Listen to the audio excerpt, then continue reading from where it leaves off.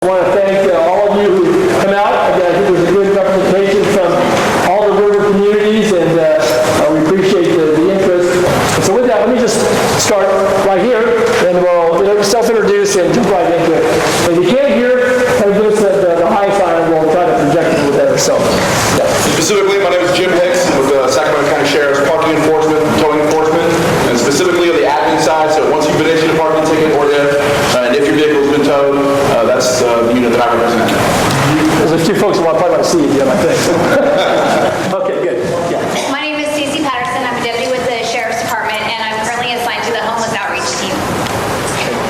Hello everyone, I'm Officer Jim Young. I'm the Public Information Officer from the South Sacramento CHP. I'm just really happy to be out here to talk to all you guys about your concerns.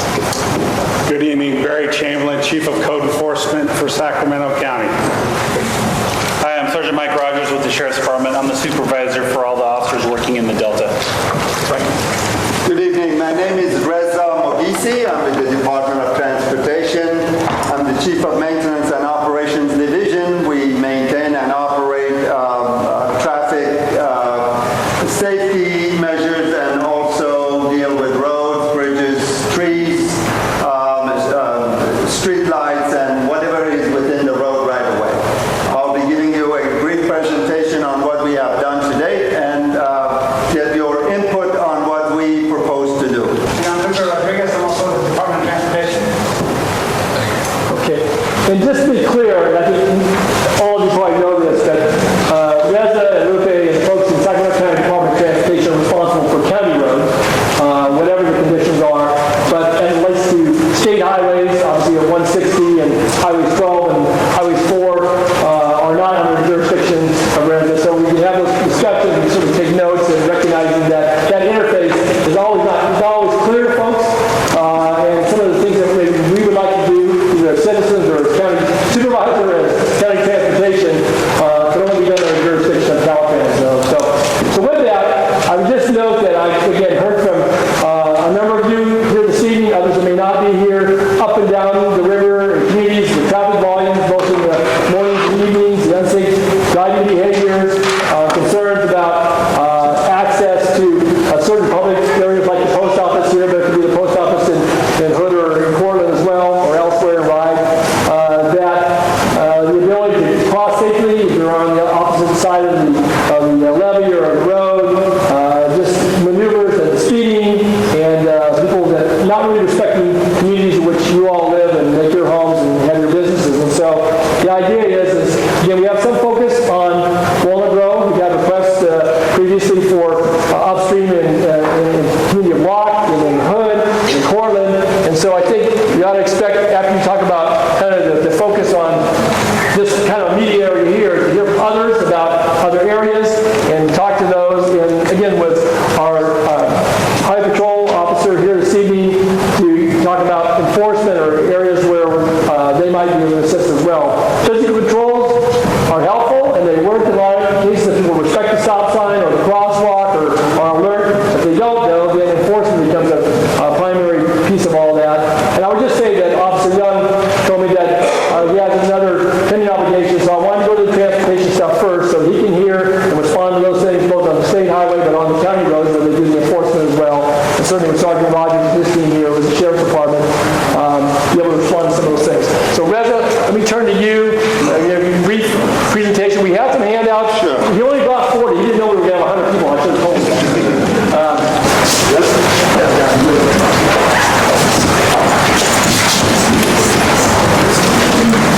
Well, as Supervisor Nottoli mentioned, the speeding and traffic safety concerns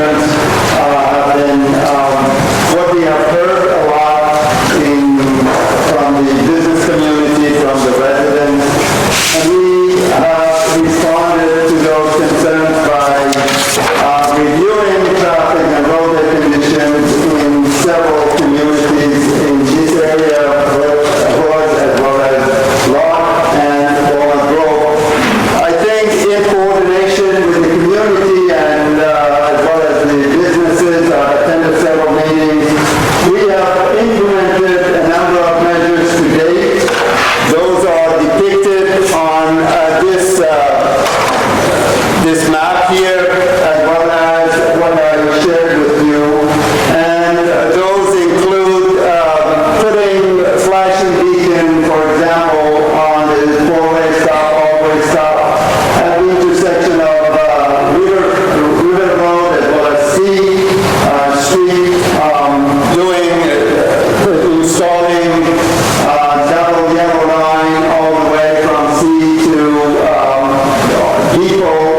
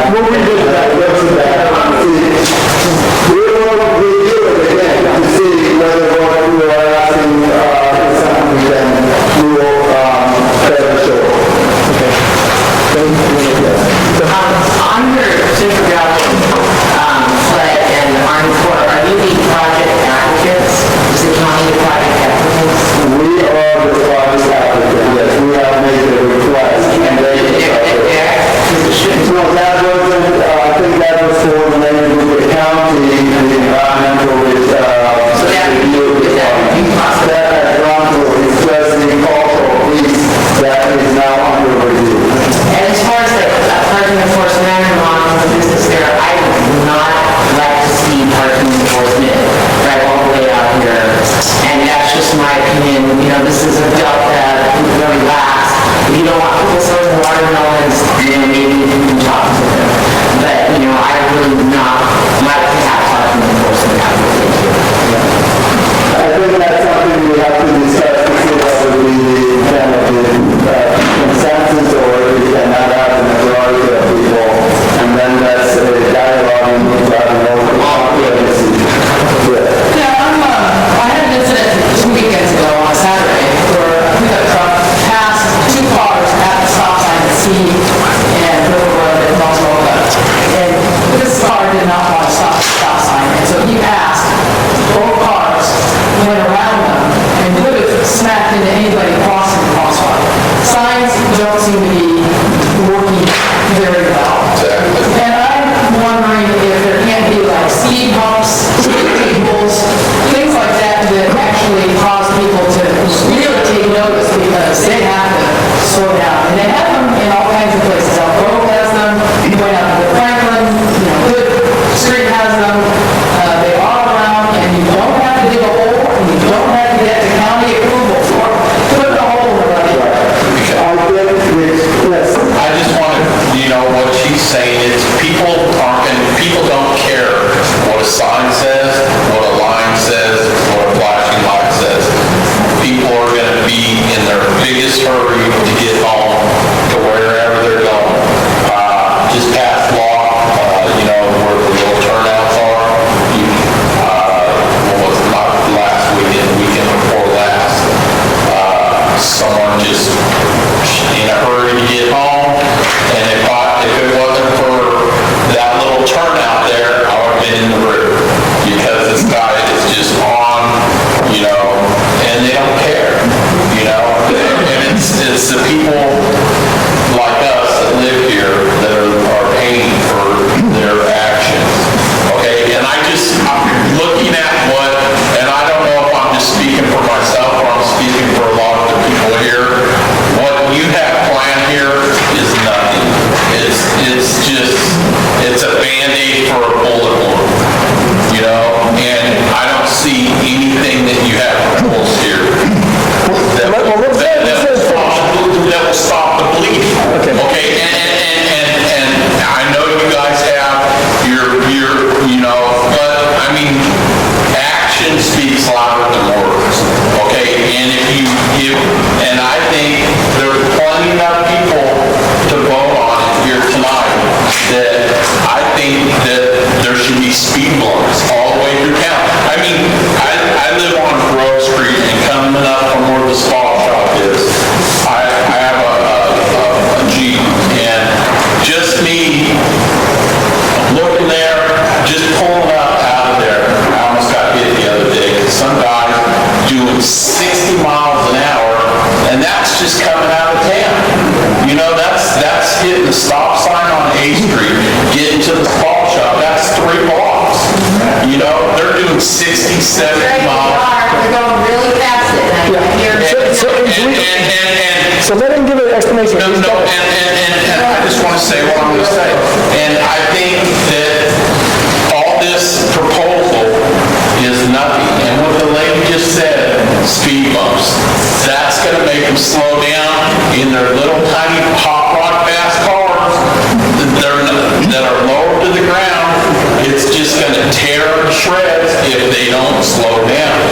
You know, and I'll bet you I can sit at an ice cream shop and not one car will stop that stop sign. I guarantee you can sit there all night long and not one car will stop. I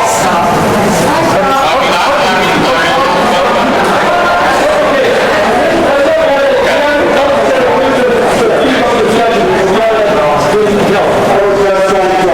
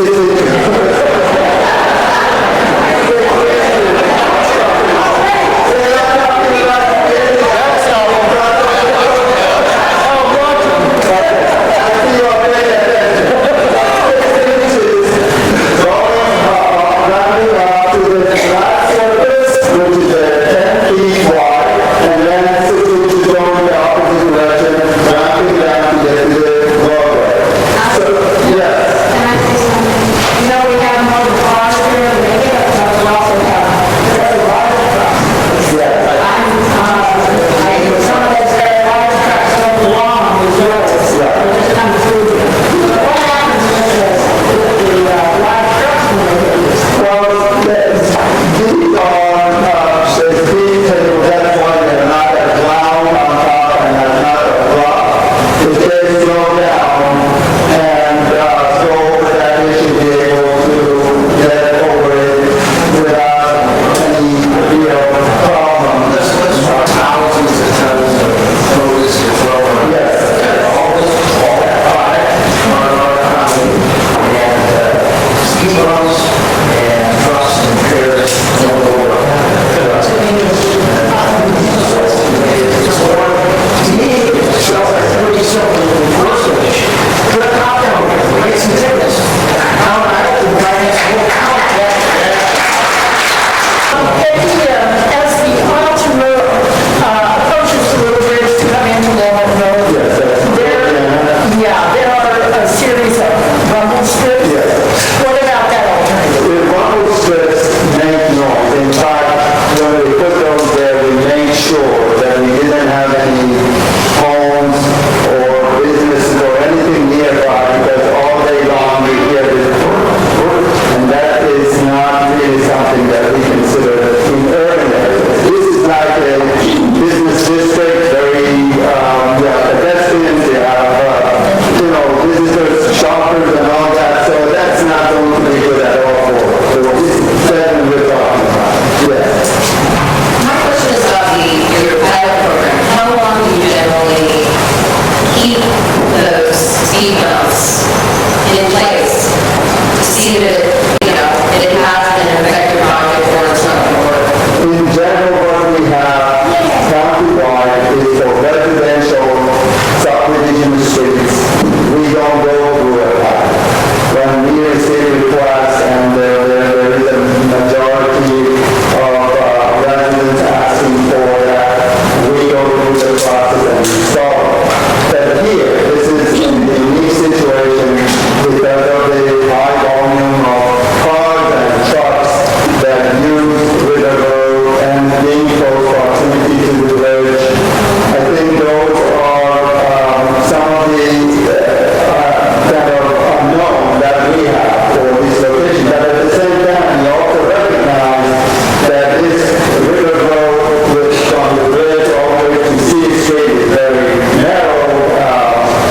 There's a lot of activity there, and often people that go through, they think they're still to have the same mindset of the rural road that they have been driving on before they get here, and they don't adjust their speed. I've heard it from CHP officers, we've talked to them, we've talked to the business owners along there, and in fact, we have made observation ourselves.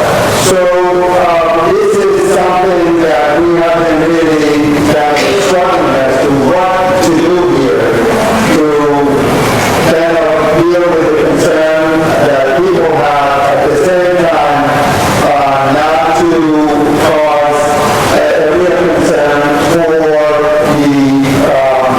truck drivers, the businesses that have to haul goods and agricultural products One and of the suggestions would maybe to be starting with a project like that, a pilot program in the wintertime.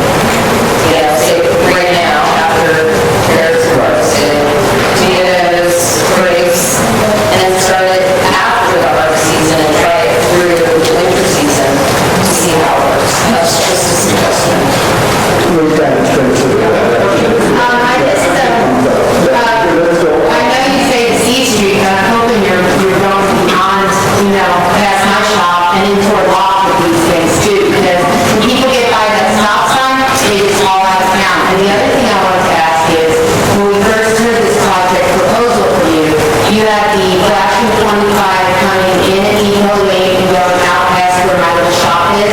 You didn't have them coming into town.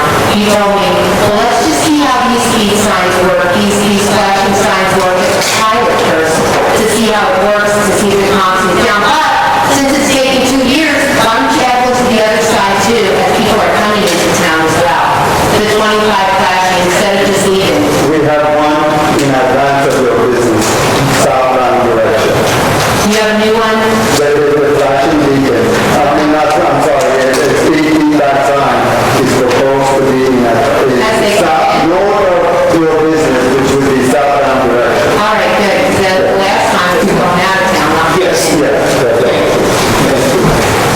seems that, and I know you're working for solutions, and I'm really thankful for that, but it seems that there has to be an integrated solution that encompasses block and possibly some distance to the north of block. So all this is a unified project because, as the last speaker was just saying, once they leave that last option, they fly out here. And that's all the way through block. And so, for me personally, I live there and such, I would like to see 2 stop signs for both because we need to slow people down. That's my business. But an integrated solution to this entire, the village of Antioch, all the way to the center to the cities needs to be have as an integrated solution. Yeah, and that's a quick answer to your question. We have been trying to schedule a meeting with the community, but our staff met with the association and talked about parking issue on the main streets as well as, the 2 intersections that we have. One is the Levy Road, the other one is Main Street Avenue. And that's in the works. We recognize that location also, there are some concerns about traffic safety at those intersections also. Yeah, we start the same one. Yeah, sure. I find, and I agree that it's a lack of enforcement that is our largest situation and problem here. And I just wanted you to know that I have and know against speed bumps, that I've lived in 2 other neighborhoods that have implemented speed bumps. In both neighborhoods, they were both ripped out within 30 days because they put in wrong size speed bumps. There was no research done to accommodate the town that was there with the size of the speed bumps. I'm a good safe driver. I stop at stop signs, and I also find that the people driving through don't care. But the top 4 reasons that the speed bumps didn't work, they replaced them, and then they finally took them out. Number 1 is the wear and tear on people's vehicles is horrendous, and that's an expense that you're then asking us for maintenance on our own personal equipment. The next reason was there's another problem that happens once speed bumps goes in, and it's called right racing and engine revving between speed bumps and honking of horns as people go over the speed bumps who object to them. All of that is worse than, it's horrendous with the speed bumps. The next one is the speed bumps impede my safe driving, and I'm being penalized for the percentage of people that are speeding through. And then it also decreases heavily the amount of time that our first responders can get places, which is absolutely something that I'm extremely concerned about. It decreases it, according to research, between 6 and 8 minutes with speed bumps. And I think those are all things that everybody should really, really think about before the speed bumps get put in. And I go back to, I think it's the lack of the enforcement in our town that absolutely is a better resolution. Thank you. My comment on the city road. It has turned into a freeway shortcut, and we've had fatalities, but it's getting worse. And part of the reason it's getting worse is because people now are, because the road has cracked, and because it has become a patchwork quilt of patching potholes and not fixing potholes and having every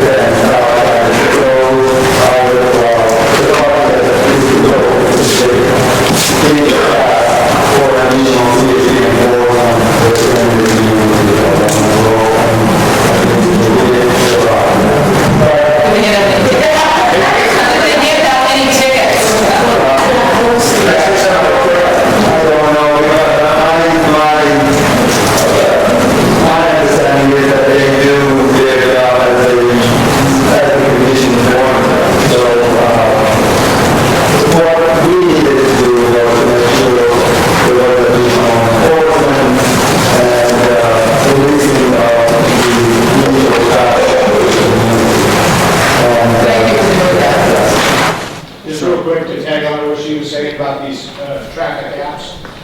It is shorter and it is quicker to come up the river according to these apps. So everybody that comes off the Rio Vista Bridge is heading north on 160. That's what their phone or Garmin or whatever they're watching is telling them to do.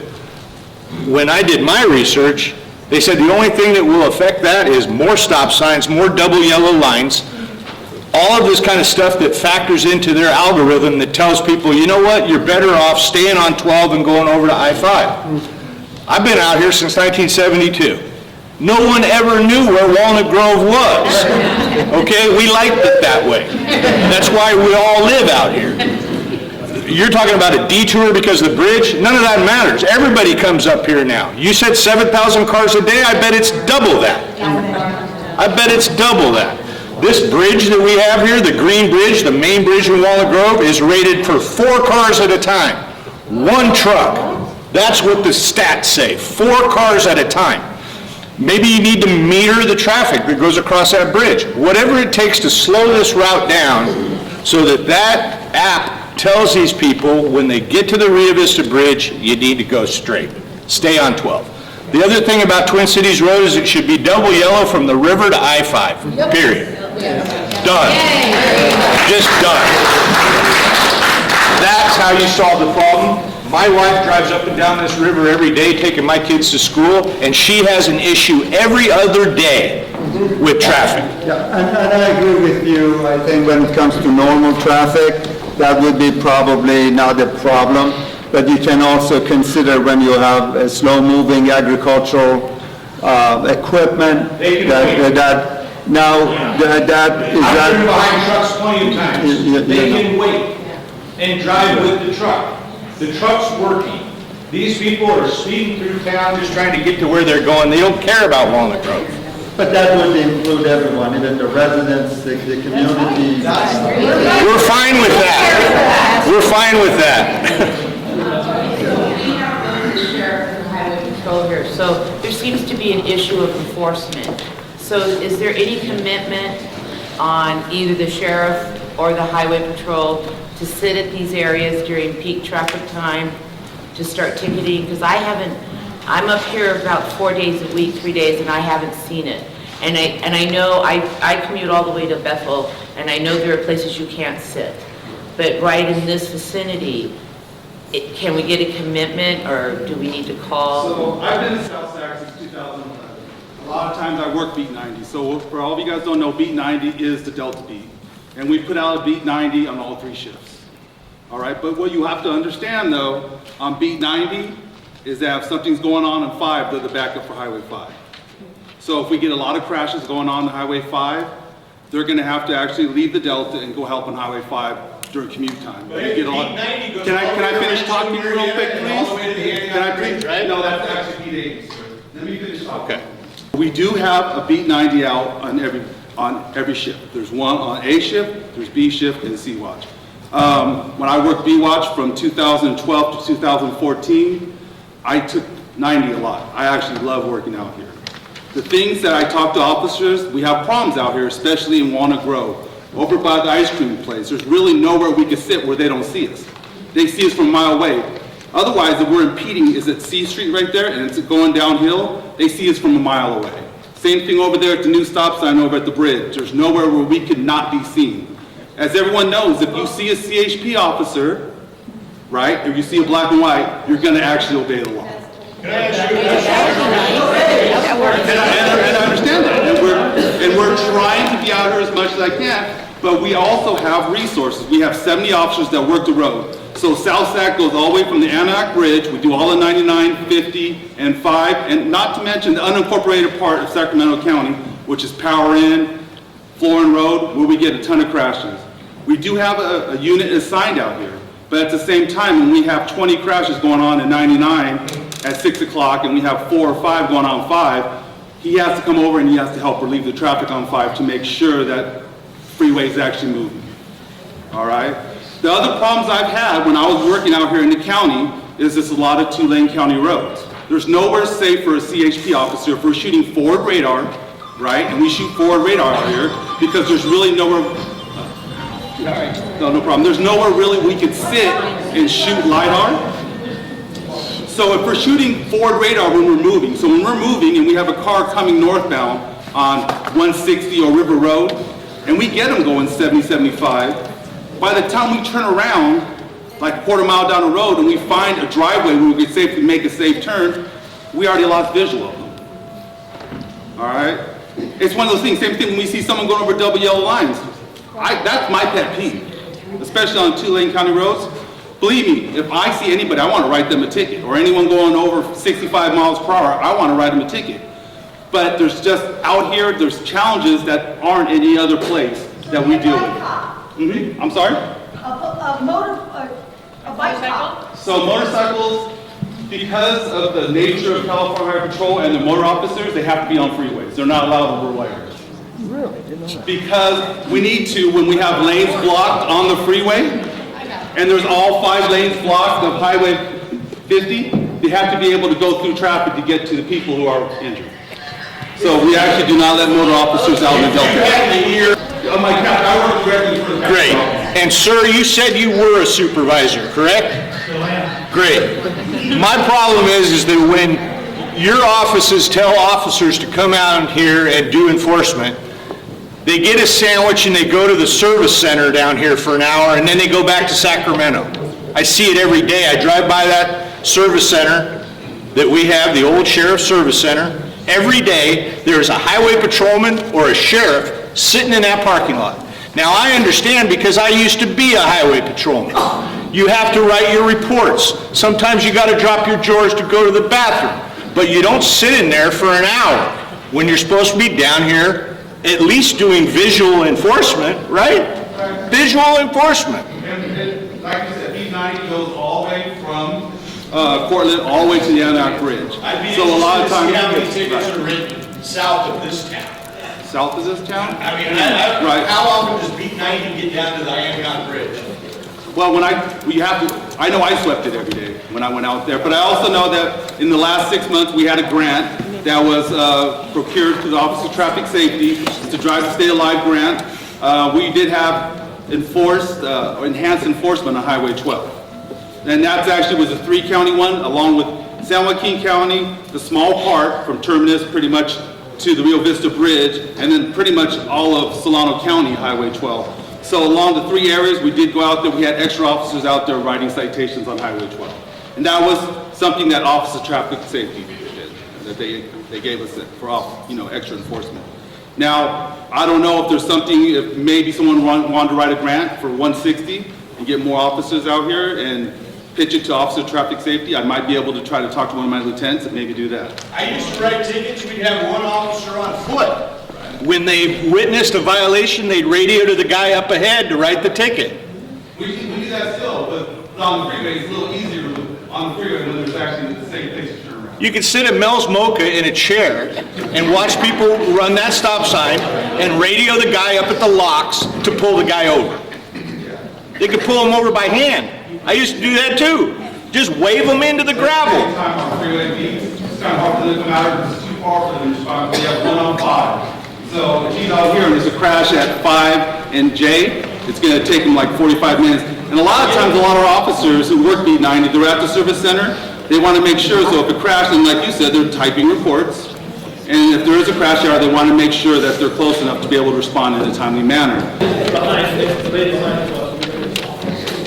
Okay, so my name's Greg Kahn. I'm an emergency physician at Kaiser, South Sacramento, the trauma. So just to kind of right off the bat, I just want to thank you guys for the work that you do. Appreciate it. Okay, I'm full-time there. You know, in 5 years, I've seen upwards of 10,000 patients come through that facility. A lot of them are trauma. A lot of them are transported from the Delta. These guys are bringing in people who are impaired. They're bringing in people who are reckless driving. We just had a couple of weeks ago, Mark and the fire crew will tell them about stories that they're scraping people off the road. But the issue, since I started at South Sac, I came from UC Davis and I went to South Sac, the number of patients that are being transported out of the Delta to our trauma facility has gone up exponentially. Every time a helicopter lands on our pad, I ask the medic crew, where are you coming from? Is it the Delta? And they look at me and they smile. and it's almost 100% of the time it's coming. It's everything. So it's people going, crossing the double line. We had one just a couple of weeks ago going towards between, I live on the other side with my family here, kids that play in the front yard on the corner of 160 where people are doing 80, 90 miles an hour. And I'm worried about that. I get people throwing empty bottles into my yard that I'm picking up every day. So there are open containers, people driving on the road all the time. But there's accidents on these roads that are due to volume, and it's due to the recklessness, the increased recklessness on these roads. So there's people that are coming in dead all the time. So I've seen the other side of this, and if you need grants written, I'll stand up and I'll write it for you. I'll do what we need to do. I'll give you my cards, brother. Kind of empowerment what he was saying was that when we do write tickets out here, we're noticing, as you guys know, it's people from Antioch and from the Bay Area. And they just have no respect for community, and we understand that. And we're out there and it upsets us too. And we actually, I know when I come out and write tickets, because I was going out to the Grant a lot, I was telling these people, would you want someone actually going through your neighborhood at 80 miles per hour? And they kind of looked at me like, no, so why are you driving through these people's neighborhood at 80 miles per hour? So can I ask you one question? Yes, sir. What about occasional just presence patrols? Putting a car out on 160. We got an agricultural driveway. You could sit right there. And, you know, you could do it any day you want. It's there for you. You let your guys know it's there. And you could sit there half off the road. You could have your radar gun out. You could be getting people. So you develop these relationships with folks to have that presence patrol. You don't have to be out there every day. If word starts to get out that there are CHP that are sitting out there that are looking at people coming this route, it's gonna cause people to stop. And then from the sheriff's side of things, you get presence patrols. That's gonna stop other element that's coming through this neighborhood, like people who are ending up dead in orchards, people I'm sure that are trafficking drugs and other things through this area because they want to avoid the freeways which are being watched. The presence patrols, I think, are something that can help. Simple, just being out there, just be seen. Even if you don't write a single ticket in a day, I'll guarantee you're going to slow the traffic down.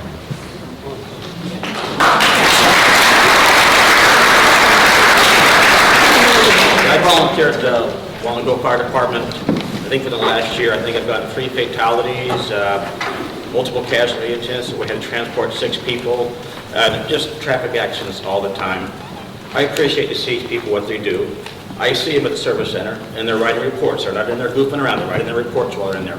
But that's a problem. They get a dinner bed, and they got to spend half a day writing reports. Where's the medic? Where's the medic? Over the chair. I didn't push this. Did you get that on camera?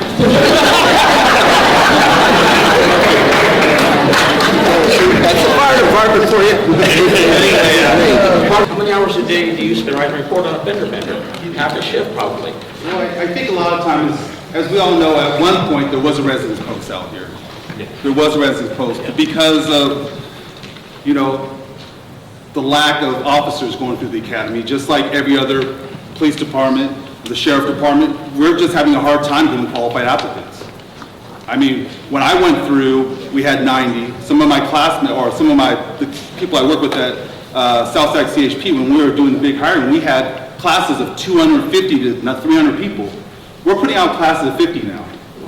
And when we have accidents, sometimes, until we have accidents, we may wait for unseen for half an hour, 45 minutes for CHP, not because they don't want to come there, but because they have so many other obligations.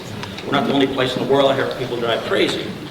Mainly, the only thing that's going to stop out here is enforcement, and not just 1 week of getting cops out here. It's going to have to be continual all the time because people are going to learn. If you're not here for a while, then they'll start speeding again. And I know you guys can't do it, so maybe we got to start thinking out something else. How about towns can put those traffic lights up with cameras in? Why don't they put those on those radar trailers? Camera, send a picture out for a ticket. Something like that. You do, my Davis. Well, it's just gotten this. If you don't think it's bad, getting the person in the vehicle, drive up and down these living roads, not just in town, between here and Ileton, above town. Well, I do see it because my kids they go to college in the Bay Area, and I actually go this way because it's just convenient, and I know I don't go through your town at 80. But I can see the difference when I'm in a patrol vehicle and when I'm in my own personal vehicle. I see it. But like I said, the black and white stage patrol vehicle, everyone sees it. They know what it is, and when they see us, they behave. So, yeah. And I agree. And I know there are some guys that work in South Sac that, like Jason Sino, he's out here a lot. There's some guys that, unfortunately, when we pick beats, they get stuck out here in beat 90 because some guys don't like being so far away from the office. I'm going to tell you guys the truth.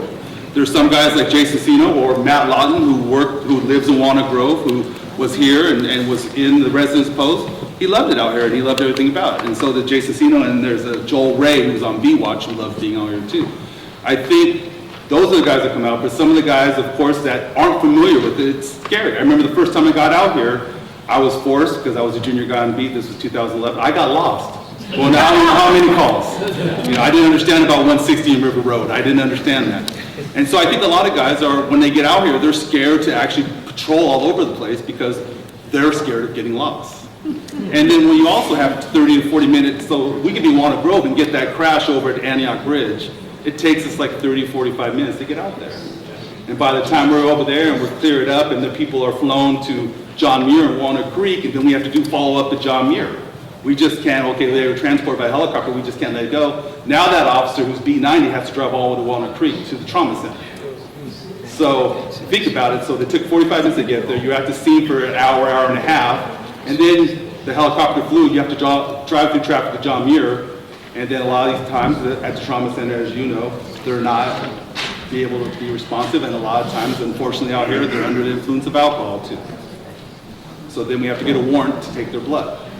So sometimes some of these crashes are taking 6 to 7 hours, and we work 9-hour shifts. But a lot of times you guys, a lot of times you guys, you're there.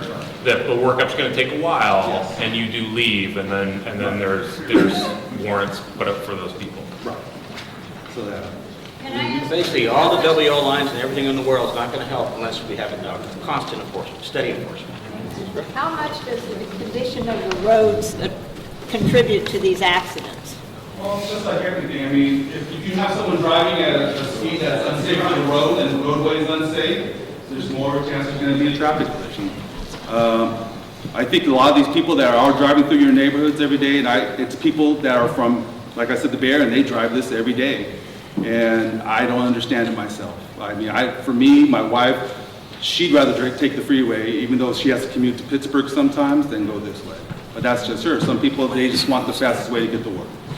My name's James Christie. I was born and raised in Walnut Grove. I'm a local resident, and a lot of great points tonight. We're all frustrated. It's getting worse and worse. Everybody said that. On the enforcement side, I think every law-abiding citizen in this room wants more enforcement, right? Yep. But we've asked for it, whether it be drugs or whatever's going on in this town, how it's changed over the years. Now it's traffic and drugs, probably. Law enforcement doesn't seem to be a realistic option because of the reasons you've said, the lack of people, the lack of places to watch. We all want more of it, I'm all for it, but we have to find other ways because if we don't, we have to make it less convenient. Like the gentleman here said, I mean, we had to get them off of our apps. I didn't realize that was you. Nice job there. I mean, we have to create some inconvenience for ourselves, whether it be stop signs or speed bumps or whatever it is, so that the other folks that are zooming through who are at 70 and 80 miles an hour are going to want to go in a different way. You know, I mean, that seems like the simple solution and the only solution. I don't know how she do it. So anyway, thanks for the meeting and thanks for being here, everybody. I also would like to thank you all for being here and listening. I just have a question. I'd love to have a little more statistical analysis on some of this. When we first moved down here, Ileton became an incorporated city. And in order to have revenue, their police department started passing out tickets. And immediately, everybody got the word, you don't speed through Ileton. I mean, it was pretty obvious to everybody, including those from the Bay Area. So could we pursue statistically, if we can't get you here in person, what the advantage to having cameras would be? Is there a problem with having cameras in Walnut Grove? They have them all over downtown Sacramento. So can we at least put cameras up and start issuing some tickets? I mean, they'll see it right there if they don't stop, or if they're going too fast, or however it works. I have no idea. The only problem is for us to write an infraction, we have to actually witness it. Now, there are some stoplights, right, that they have the cameras on there, but stop signs, I don't think there's such thing as a stop sign. So it has to be a stop light? Yeah, and it has to go through a lot of process to be able to become a red light camera. There's nothing in stop sign or for cameras for speed or stop signs in the state of California. I don't know. The law doesn't exist. It exists in other states like Arizona and even overseas. I got a speed camera ticket in Barcelona earlier this year. So it exists elsewhere. It just doesn't exist here. So what you're saying is we need state legislation to change that? I can't say, but that's something that you might want to talk about. I'm just a lowly officer, so I can't really comment. That's kind of above my pay grade. Just to speak on the sheriff's department side, understanding that our primary responsibility is not traffic enforcement, however, we try to do our part. I've parked at the gas station right there by the bridge and sat there for a couple hours, just because I know if I sit there, people stop at all 3 stop signs. And I've had people come up and thank me for, especially on the holiday weekends when I work. Thank you for staying here, thank you for being here, because I know that if you're not here, people are just going to jam right through this thing. So we try to do our part as much as we can, understanding that, we have to split our time between here, Galt, sometimes up at Rancho Murrieta, sometimes up in the other river towns like Courtland and Freeport. But we try to do our part and do everything that we can. I agree with everybody who feels that we have too much traffic through here, and that is probably the ways, and it's the apps, and it's the people coming up River Road. Slowing that traffic down, to me, makes a great deal of sense. And the more stop signs that we can put along the way, to me, an ideal place to put one would be at Ryde. It slows down to 40 there. You're supposed to slow down. Highway 220, every spot where we can along Highway 160 or along River Road, put in more stop signs to slow that traffic down. You got that long stretch from Rio Vista to Walnut Grove through, just past Ileton, where people are speeding like crazy through there, and they just want to continue that as soon as they get through Walnut Grove. Stop sign on a state highway. Yeah, there is no Caltrans. It didn't have to be Caltrans, because that's actually the state highway. 116, state highway. Let's do it. Let's not just pass the buck to somebody else. We've heard a lot of complaints about things that are not happening correctly down here. We've heard a lot of reasons why none of them seem to work.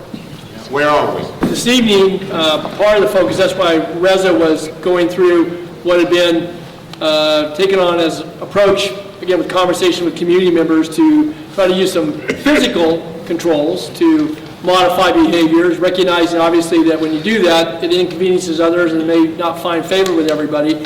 The enforcement piece of it, I would agree with everybody in this room that enforcement is probably the best approach, but I've been at community meetings like this over the years, and we get the attention obviously of the folks here and others that do the best they can, but most times that's temporal at best. And so we look at physical controls, and granted, whether it's speed bumps or stop signs or flashing signals or traffic signals, they do work to the degree that they make people stop.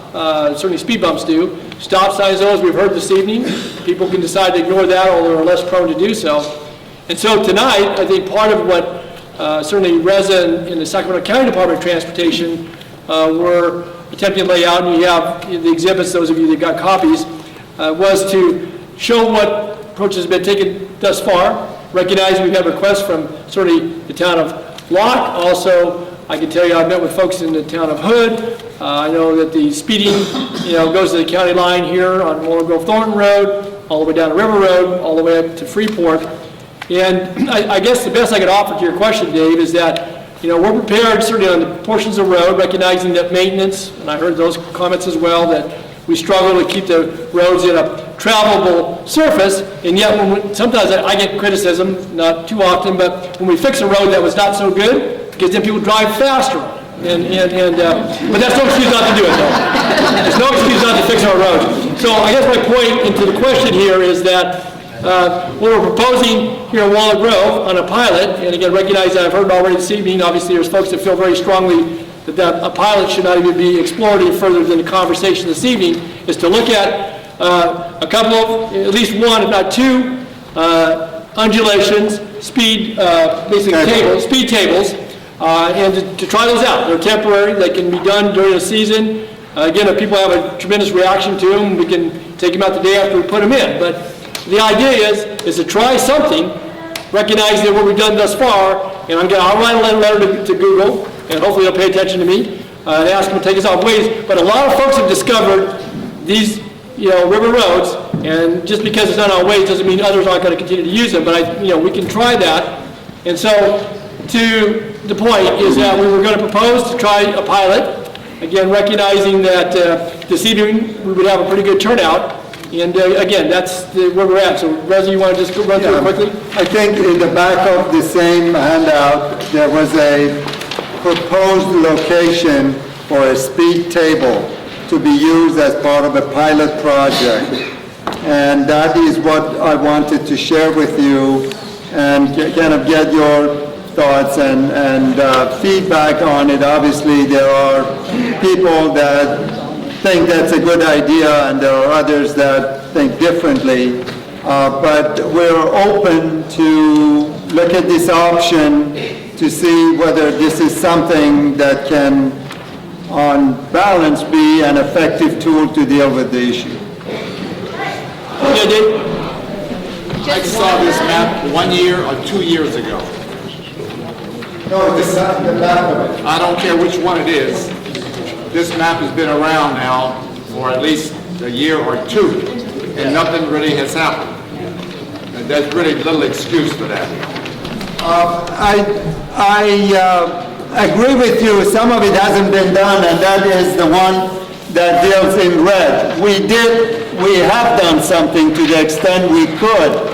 Putting the center line, putting a flashing beacon at the Sea and River Road, because that's an always stop intersection where people go through, putting additional warning signs. These are the tools that are available to us to deploy in hopes of drivers paying attention to them and obey the law. Now, we see that still there are concerns out there, and people want something more. And that's why we are offering the option of the pilot project to see whether that can meet the expectations of all concerned. Can you put it in lock as well? Well, we have never done some undulation on a road with characteristics of River Road, where you have mixed traffic, a lot of truck traffic, and but this is kind of out of somewhat desperation for doing something to deal with the issue that everyone is complaining about so strongly. And that we thought maybe we can use a pilot to see whether that can work or not. So I cannot really even feel confident at this point 100% that this is going to be even good in Walnut Grove, but we are certainly willing to give it a try. I think we all welcome a pilot, because it's temporary. If it doesn't work, we'll find out, Barbara. It's something we can try. And if we're going to try it in Walnut Grove area, let's move it before locks, and they're slowing down. We're all open to trying it. It's a pilot. We're great. We're good guinea pigs. I can assure you, we have been pulling the hair that we don't have to find a solution to this issue, but you can see it's not a very easy problem to tackle because of the various dimensions that it has. But we hope that with this pilot project we can bring some noticeable improvement to the speeding issue, at least within the section where this speed bump is going to, a speed table is going to go. Yeah. How about a speed limit sign between Twin Cities Road and the lock area and going back the other way? Same. Seems between Walnut Grove and Lock. Seems to me there's really a lack of speed limits. Well, I believe we have a speed limit sign of 35, 45, if I'm not mistaken, coming from Locke to Walnut Grove. Yeah, that's way too fast. Okay, so we'll take a look at Yeah, the but speed. there's a transition, but we'll take, Slow down there right. before they get to Locke. Okay. All right, so noted. This lady here. I would just like to note the location of the speed table that you proposed on the map. There's 2 buildings right there where that is located. Neither one of the owners of those buildings are here. I think that besides the speeding cars that go by, the trucks also speed.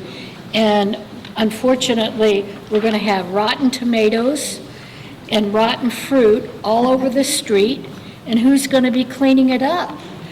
It's going to fall on the property owners. And I'm just really opposed to a speed bump anywhere along there. Along with the roads, I know this was for more than just the traffic. I'm concerned about the condition of the roads out here, all along the levees and Twin Cities, and I think that we've noticed that there's been a lot of truck traffic that's been in the traffic that's coming up as a shortcut. Now, I don't know which trucks could use I-5 and which can't, but a truck is going to do a lot more damage to a road, especially, the heavier ones, than cars do. And we drive down those levee roads and we see the way they're falling away on both sides, and you come out and you repair them, but you get a good year of trucks going through, and you're out the next year doing it again. So is there a way to restrict truck traffic and still allow the farm traffic to continue? Is there a way that you can keep trucks that don't need to come down this road off the road? I don't think the law allows us to pick and choose when it comes to restricting truck traffic. Either we have to restrict it for all, unless there is a local delivery to that location. Otherwise, that the type of truck that you can do it by weight, if it's deemed to be unsafe for the bridge, for the road that they're using. And when you do that, it would have to be across the board. Everyone has to.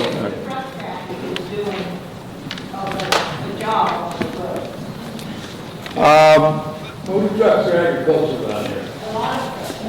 Right. Are you guys picking up the bill for your pilot program, or are you assessing any properties? Absolutely not. We're funding it, yes. Thank you. Can I slow you back behind Mrs. My name is Rosa. I volunteer for the fire department here in town. I'm kind of going to ask something about earlier. So we all know that most of these vehicle accidents are people from the Bay Area, right? So is there any way that we can bring awareness closer to the Bay Area so that people coming through our town know that they can't drive the way they're driving? Is there a way that we can communicate to Google and have Google put something in Google Maps saying, like, taking these roads may be dangerous? Like, is there anything we can do like that? I'm sure you know plenty of people. Is there something you guys could do? I really don't know whether that would be feasible. Our area of practice is traffic engineering, traffic safety. I think when it comes to social. Wouldn't that make the most sense if people coming from the Bay Area, let's let them know that it's not a really nice drive out here. There are winding levee roads. Let's let them know that there are speed limits put in place. Maybe they just don't know.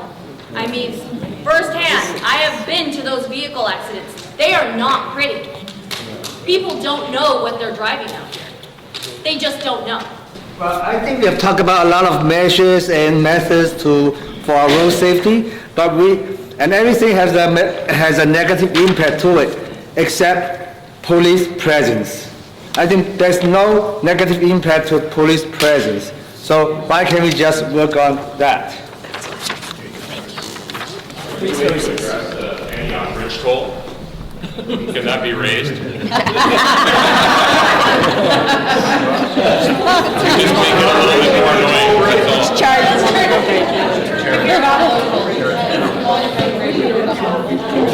State-operated bridge. bridge, and I get the message there, and you certainly could discourage some folks from coming up that way, but not in our control, and I think there's pretty strict regulations about toll bridges and so forth, so, yeah.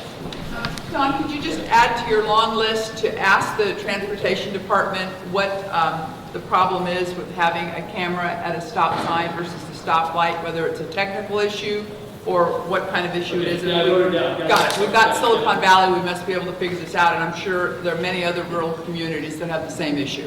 There's a strong movement out there of folks who feel, again, very passionately, and I'll use my word, about enforcement by cameras, and and even where we have the red light cameras and we go through all this engineering data and you show the fatalities and the accidents and so forth. When we visit that program each and every year with a report to the board, there are folks up and down the state that talk to one another that they question that program, and I think they've been fairly effective legislatively that to do that, do speed enforcement. Some communities tried that, and I think there were some court cases around, but I could ask the question and find out and get back to the folks about that, so it's a fair question. Okay, here and then Martha. Yeah. What's the process for getting clearance changed on bridges, the height clearance? The reason I ask, we operate a cold storage on Grand Island, and we routinely lose customers because they're not able to legally cross the bridge at 13.6, even though we get trucks across there every day at 13.6. We have lost customers that won't go across it because they don't want to get in trouble. What's the process for changing the clearance on the bridge? The question is with the height clearance on the bridge, and you're talking particularly about the Walnut Grove Bridge and the side arms. So I know we actually had this question. I had our folks take a look at it. But I think when you look at a bridge such as Walnut Grove, it's structurally designed for certain heights. And I believe what the height we have meets the legal height right now, but there's not much clearance above that. But when it comes to that, to change that, to increase that, it means that you need to redesign and do major reconstruction So we for decide that. to cross it illegally then, or?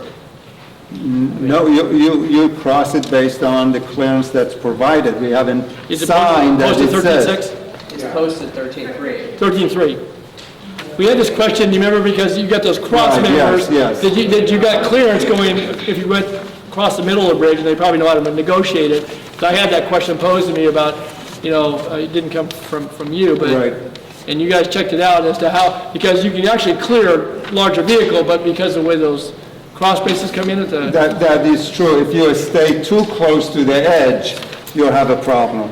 But if you veer to the left, then you will be able to get through the poor segment of the bridge where there's a sufficient clearance to get through. But this is a bridge that has been designed, look, you have to look at it. I'm telling you, every day we have trucks that are rated for 13.6 that go across that bridge. But if we put it higher and somebody stays next to the bridge, what happens? Then they are going to have a crash, a collision with the crossbars, and that is why we cannot do that. I got a couple more questions on transportation, and there's other folks they want to ask the sheriff and maybe others, and I don't want to cut it short. So Martha and then gentleman back, and then...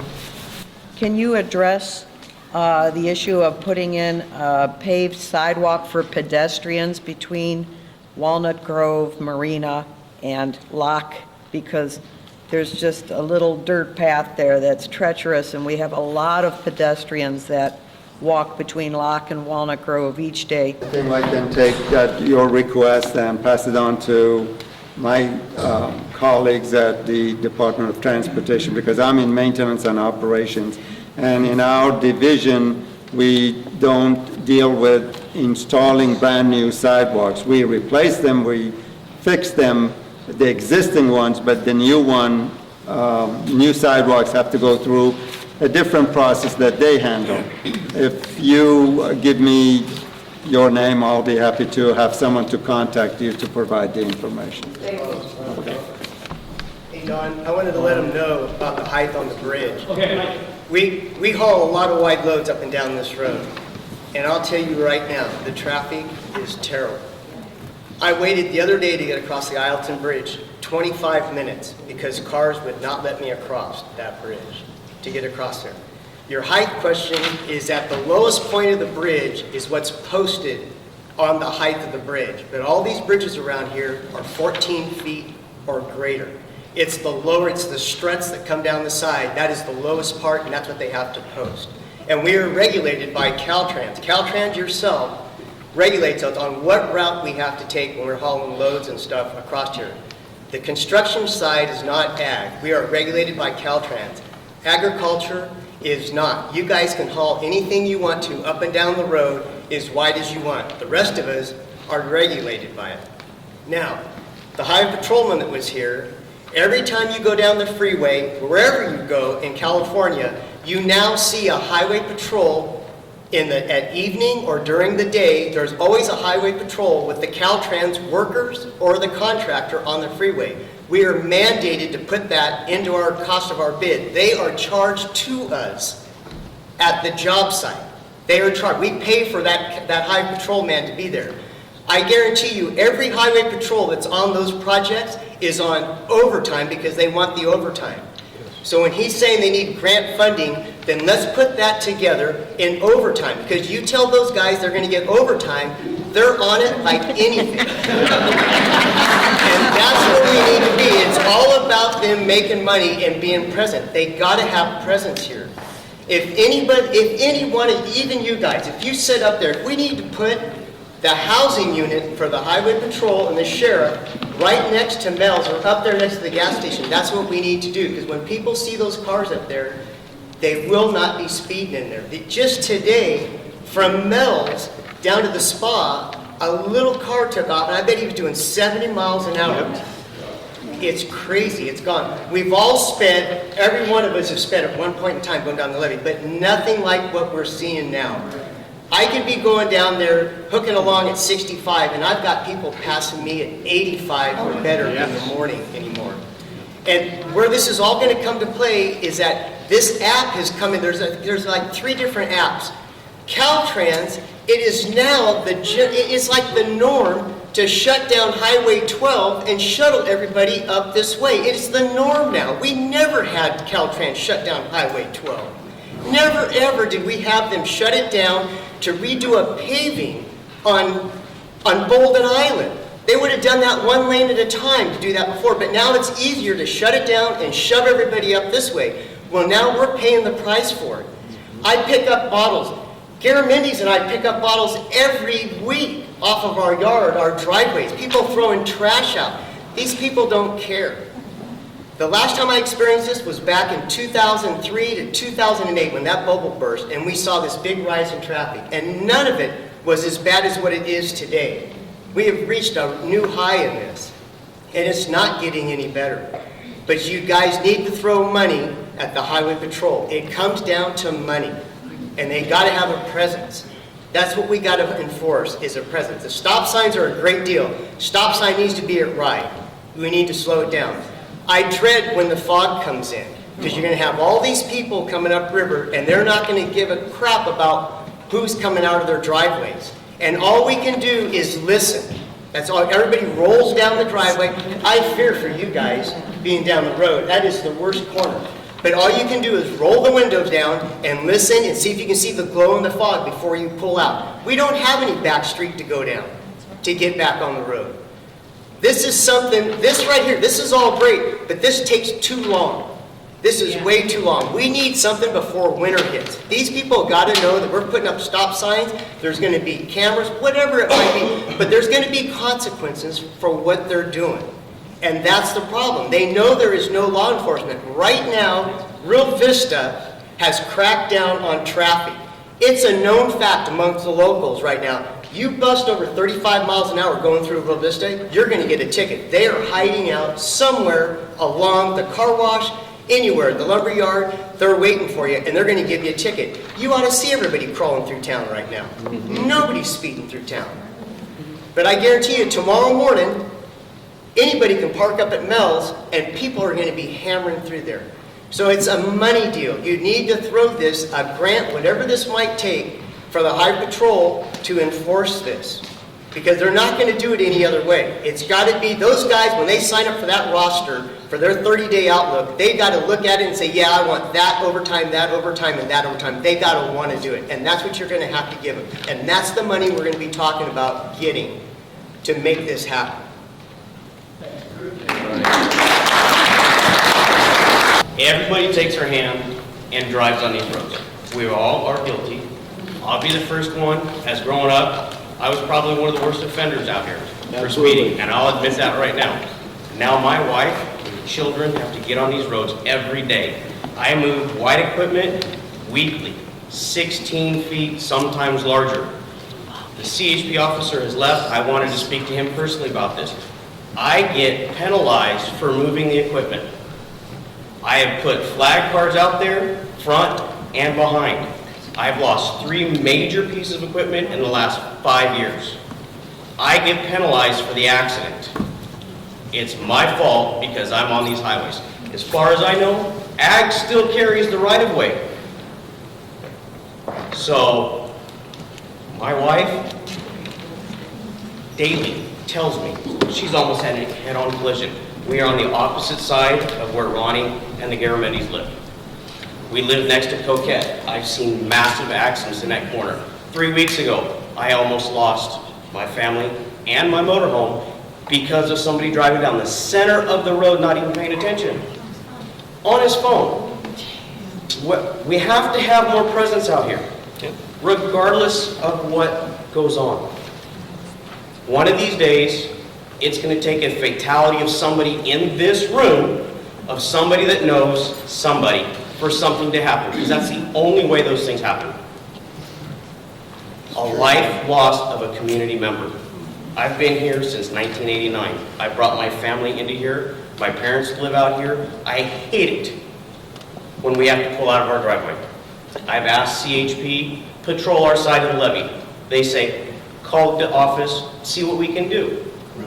Is that acceptable for us that live in this community? Your map shows a very small portion of this community.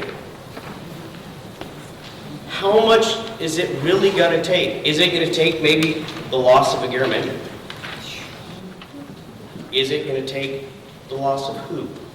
And at what costs? All your comments were well taken. We've got a very serious problem. You know it, I know it, our transportation folks know it, law enforcement knows it. 2 things came out very clearly, obviously, increased enforcement and presence, and I think one of the things that I need to do is to reach out to our state legislative representatives for this area, convey to them in clear terms, what was said here this evening, and see what we can do, and whether it's grant money or it's, getting dedicated resources via just recognizing the problem. And then I think the other thing is some physical controls on those roads where we have the ability to do so. The state's still going to control 12, 4, and 160. We can request a stop sign and ride or other improvements on 160. What I also hear, Reza, is that there's obviously mixed reaction on speed bumps or undulations, stop signs, double yellow lines.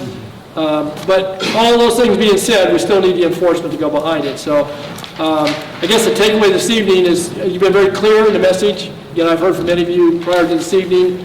We're going to do our best, and obviously the focus was in Walnut Grove, but up and down, Locke, Hood, Courtland, Freeport, and going down the river and the other communities, Ryde and South. And so we need to take a look at, I guess, more broadly. And if you're all willing, we got a sign-in sheet this evening. We can take some action on some of these things immediately. I want to ask a question again. I recognize you all don't live in Walnut Grove, but we have a pilot that's proposed, and I hear obviously concerns about speed bumps or undulations, but we won't try a pilot. If we're going to try it, we got to try it somewhere. And again, recognizing the concerns, is there a general consensus that trying a pilot in the Delta makes sense? Yes. But I think one is not enough. I think you need a minimum of 3. Exactly. Maybe one where it's proposed, one just north of my shop there, the spa shop, and then another one in Locke. Yes, please. All right. And then one coming into town, you know, right here somewhere. Yeah, that would be great. You know, if we have one coming into each side of town and then one in the middle, like this is proposed on this map. And a little north of the spa shop, maybe. Yeah, well, that's coming into town. Yeah. And maybe, Oh, yeah. maybe, you know, something, the same thing as law.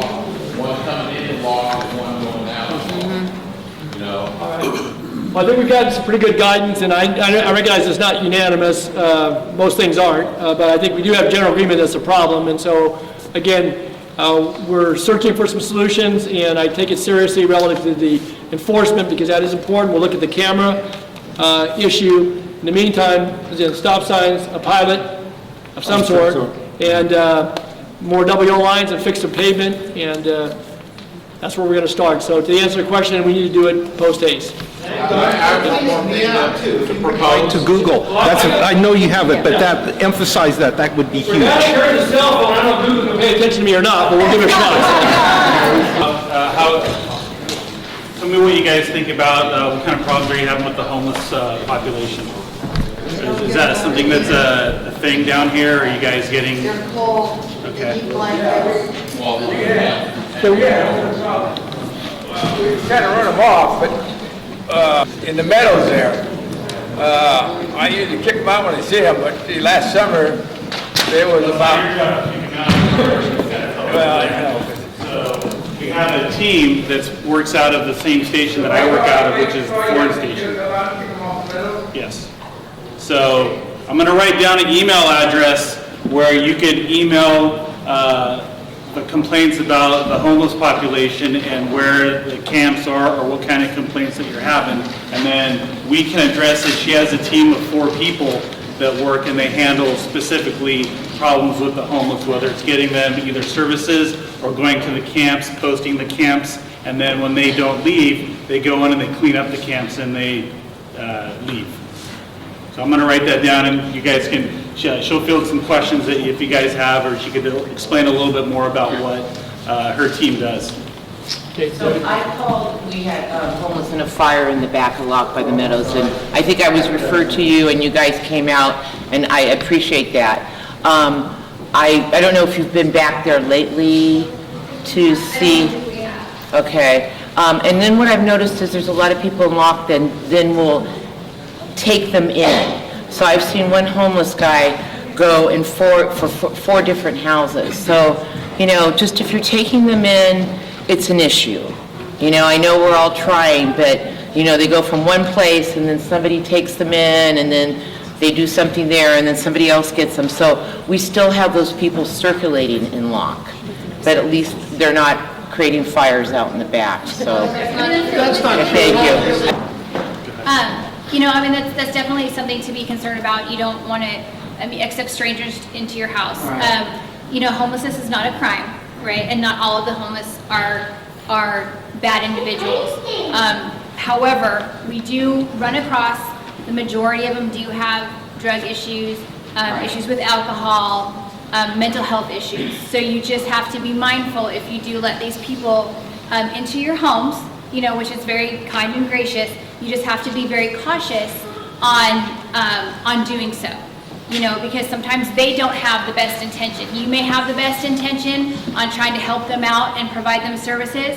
What I would suggest, if anybody feels the need that they need to invite somebody into their house, give us a call or an email and let us know, and we can come out and attempt to provide these people services. We have a plethora of services, all the way from, from the Department of Human Resources to specialized groups to navigators, to get these people on the right track, get them housed, get them treatment for their alcohol or drug dependency, and also for their mental health issues. So instead of having them come into your house, please call the Sheriff's Department, call us, send us an email regarding that type of information, and we will go out and try to get them services. It's the safest way. Yeah, because I think we're so far from any drug or mental health services out here that, you know, once they come back out here, how they get to services anywhere else, I'm not sure. Right, and that's what we're here for. Is we have, like I said, we have a plethora of services that we can provide to them. However, they're the ones that have to accept it. So, you know, we can give it to them and help them navigate their way through the process.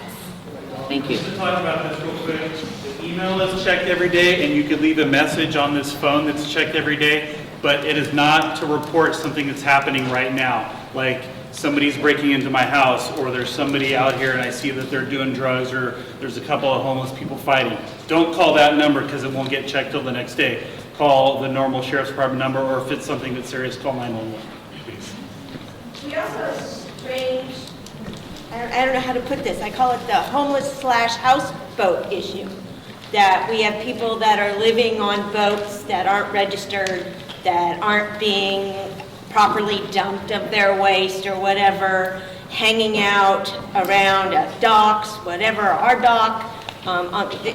I know that's probably outside of your realm, but if it is, but we can still facilitate how we go about getting you the services that are needed for that particular thing that you're having. So that's not a problem. You can call us, and then we can do some research and figure out how we can best help you with that situation, who we need to contact. So if somebody's hanging out on our public dock for days on end and not paying the fees that they're supposed to pay, to do that, do we call you? Do we call the Coast Guard?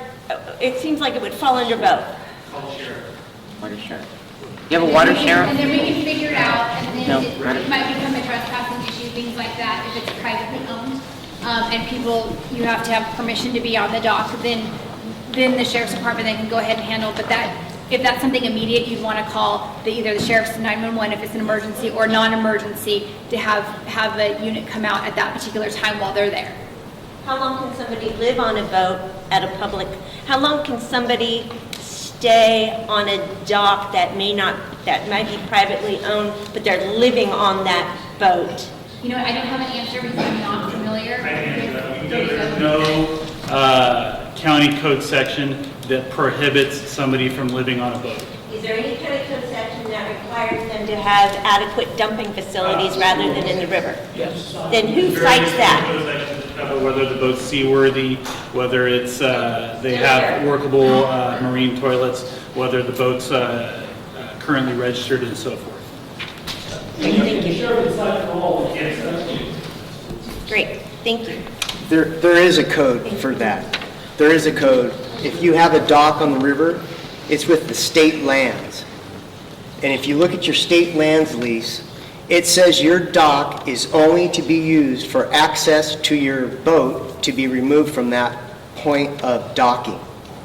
So there is a code. Unless you have it written in the state lands lease, you cannot live aboard your boat on your dock.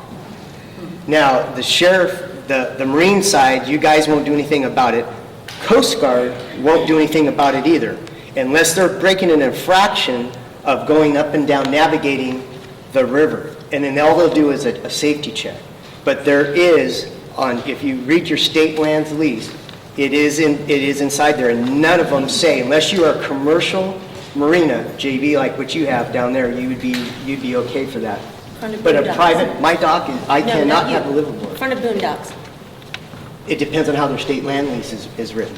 But there is. But as far as anything else, it's a 30-day, I think it's 30 days now, do they have over here for Sacramento that they can, it's not? So it's in No code in the Sacramento County Code that prevents somebody from living aboard their boat. Okay, But so there's YOLO is 30 days then. I know YOLO limited. Casa, and Solana all have different codes. Okay, so they're different on that side. And just let everybody know that YOLO Sacramento line is just right over here at Minor Slough. So what you might see, what you think is Sacramento, it's not. It's actually YOLO.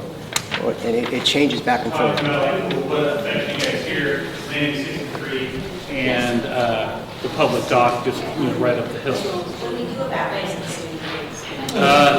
Barry Chamberlain, who's the head of code enforcement for the Sac County, he's actually got a project working with Landing 63, so he can talk to you about that. So we had issues there because the person that was running it was the son of the owner. The owner is old and she's having issues. She's in a home somewhere else. So we were having trouble finding anybody that we could talk to other than him because he was a problem. We found the daughter of the owner Her and her husband came out. We were about ready to abate the property. The daughter called us, she came out, they started working, and they were doing a pretty good job, and then they stopped. So we're out again, we've issued an admin penalty, we'll be out in a week or two, we'll set it up for hearing, and then we'll clean it up. So we gave them a chance, because the daughter didn't realize what was going on, and she came in and she brought some folks in, and they started doing some work, they made some progress, so we stood down and let them work, and then they stopped. So we've been out there, we're going to continue enforcement now. There's really no reason for us to stop now, because the one outlet they had to do what they were supposed to do, they weren't able to do it. So we'll move forward and get it taken care of. So when you realize they sank another boat, right? They just sank another boat here a couple of days ago. Yeah, I can't do much about that. I can figure out, like the sheriff said, let us know and we'll try to figure it out. See if we can get some. That's the second boat that they've sank there. Okay. The first one they never cleaned up. So my problem with it is, I've got tugboats that go up and down this river. And when that boat sinks and then the high water comes in and it rolls out in the center, Dutra and myself are going upriver and we hit that thing and we lose both props. Now we have no way of stopping that barge and we end up against the bridge. That's the problem that we're having with it. And these people don't, it's drug infested, and I know you know that, but it's drug infested. They don't care about it. It sinks. They don't have the money to get it, and we all end up paying to bring whatever cleanup that is. We end up paying for that eventually at some point in time. We end up paying for it.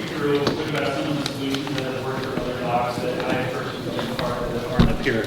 You guys all know Happy Harbor down in Brandon Island? Yeah, look at that. That thing's So that place used to be full of, all the slips were full. So it's a privately owned dock. However, in the Sac County Code, there is written in some code sections that let us go to private docks and enforce a bunch of these water-only code sections. Not only does the person who has the boat, they get a ticket, but whoever is the harbor master, if they're there, they get the same ticket. And also, the owner, if it's a different person than the harbor master, they get the same ticket. Each violation carries, each section carries a $500 fine. So what happens was we went down there for 3 months, once a month in a row, and cited everybody, including the owner, and he evicted everybody. So if that's something that we need to do here, then we'll do it just like we did it down over at Happy Harbor. So I have a question.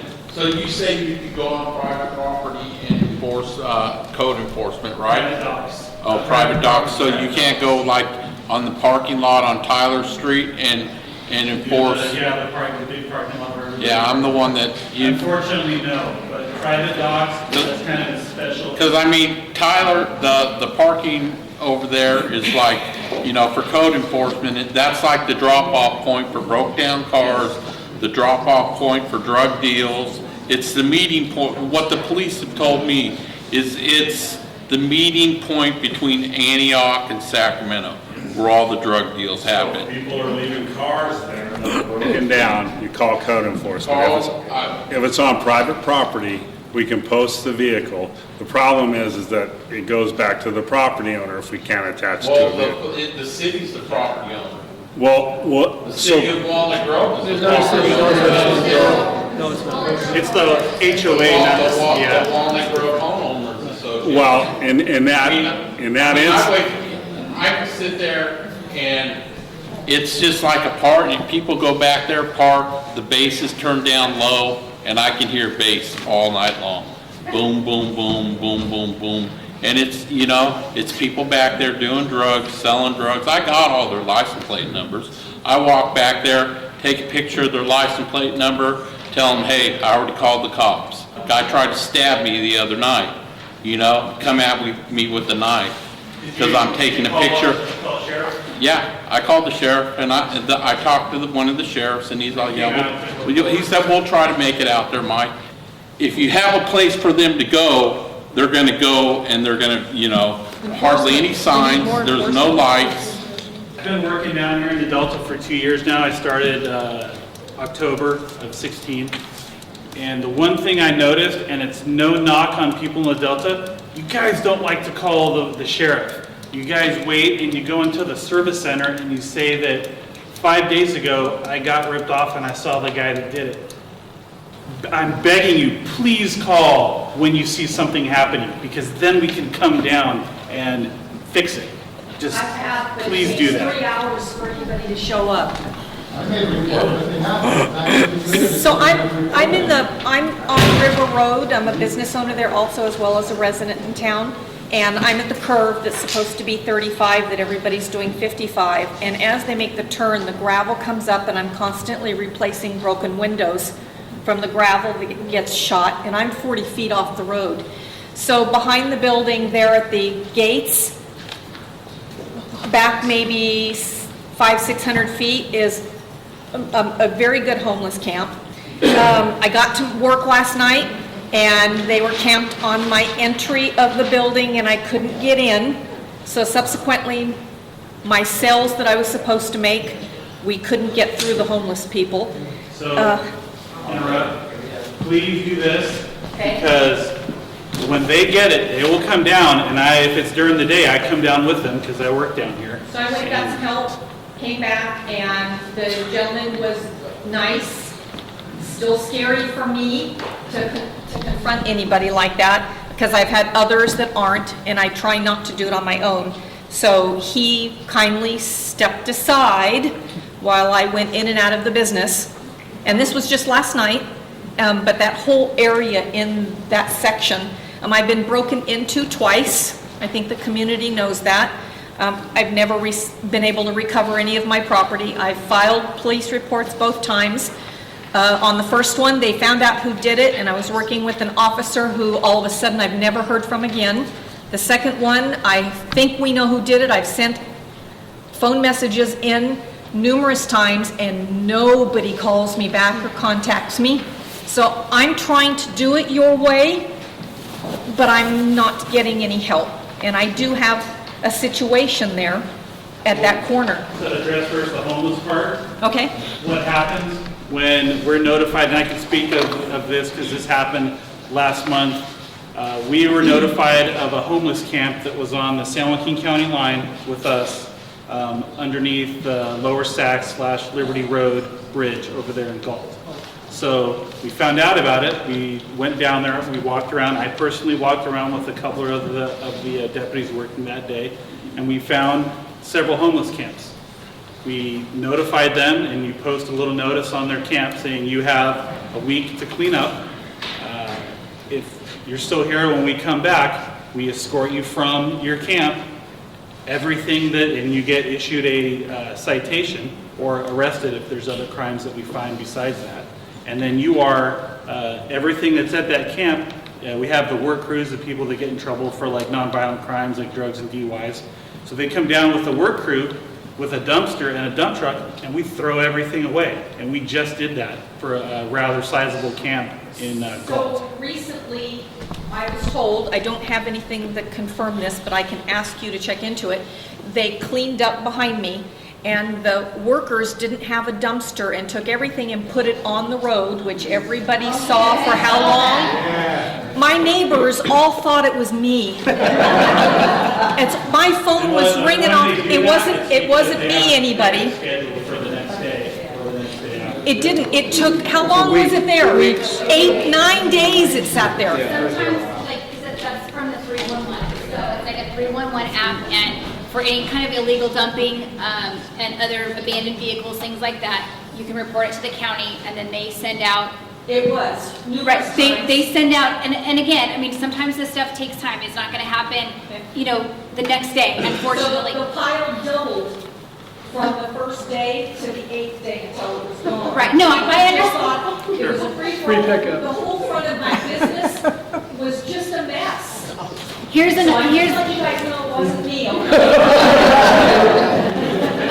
Here's another option that can be done as far as like for instance, like your business, you have people that won't leave.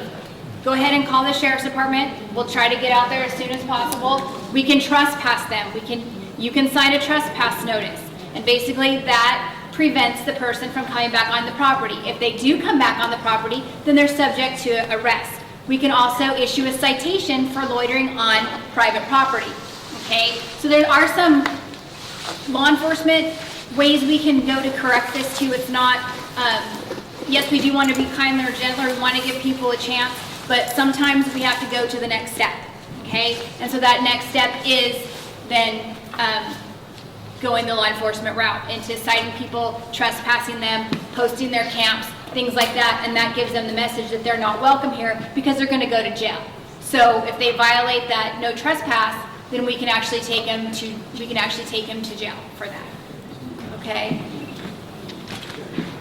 You know, we had trouble behind our ranch, I said, with homeless. But what happened, when we moved them off, they just went behind lock.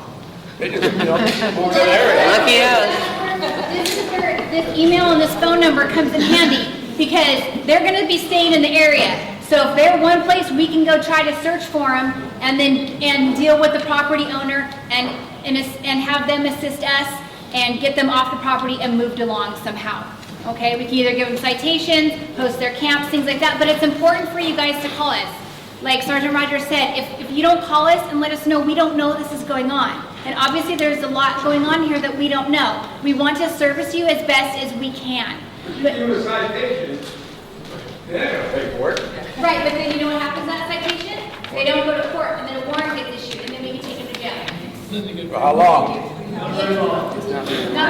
However, it's a long bus ride from downtown Sacramento to here. Regarding the camp behind lock, thank you for the volunteer fire department for putting the fire out. And my understanding was the sheriff's office went and cleaned a lot of stuff out of there. But in a certain way, it made it more hospitable because it got kind of halfway cleaned up. And I wondered if the rest of the cleanup is on your agenda. We can certainly go check that out. If you would email that information. There's probably as much stuff back there as there was. I mean, and you're going to find that, because we have encountered it, especially with up in South Sacramento, they'll go to a camp, they'll clean it up, the homeless people will leave, and then 2 days later, they've set up shop again because you just cleaned up their camp for them. Yes, it's kind of a vicious cycle, but it's just the process that we have, and then sometimes we take them to jail, sometimes that makes them just leave in the area. They're not talking about any individuals, but if the place really was emptied out, because they left a building there that made it hospitable. If the place was emptied out, it would be helpful. So I'm reporting it now and asking you to go check it out.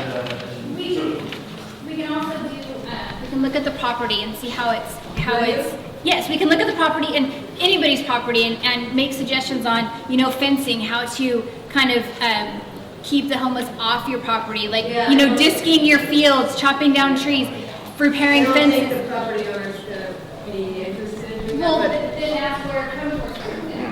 So if they're not doing the recommendations and we'll keep having these complaints of homeless in the same area, we keep going there, kicking them out, it's eventually going to be the property owner's responsibility, and then code enforcement will then get involved, and then they'll start going out there and start finding them. So money, when people are dishing out money to fix their property, they're going to start fixing it.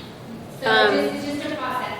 Yeah, I'm not talking about kicking anybody out. I'm just asking if that job can be completed of getting the materials and the junk and stuff out there. Right, and that could be like through code enforcement, and we can definitely go out and assess it, and if we feel the need that code enforcement needs to get involved to board it up, by all means, we'll do that. It's not a structure. It's a part.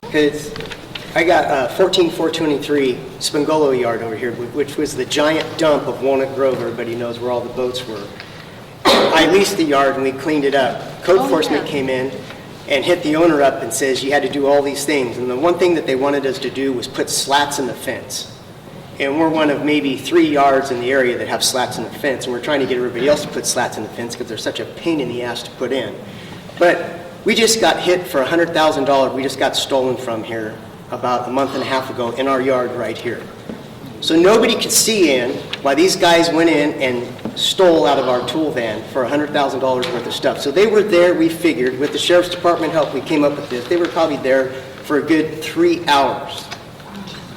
So the code enforcement, I think you guys need to use a little common sense on what you want here for slats in the fence and what you think is not visible or shouldn't be visible and what people maybe should be seeing and keeping an eye on.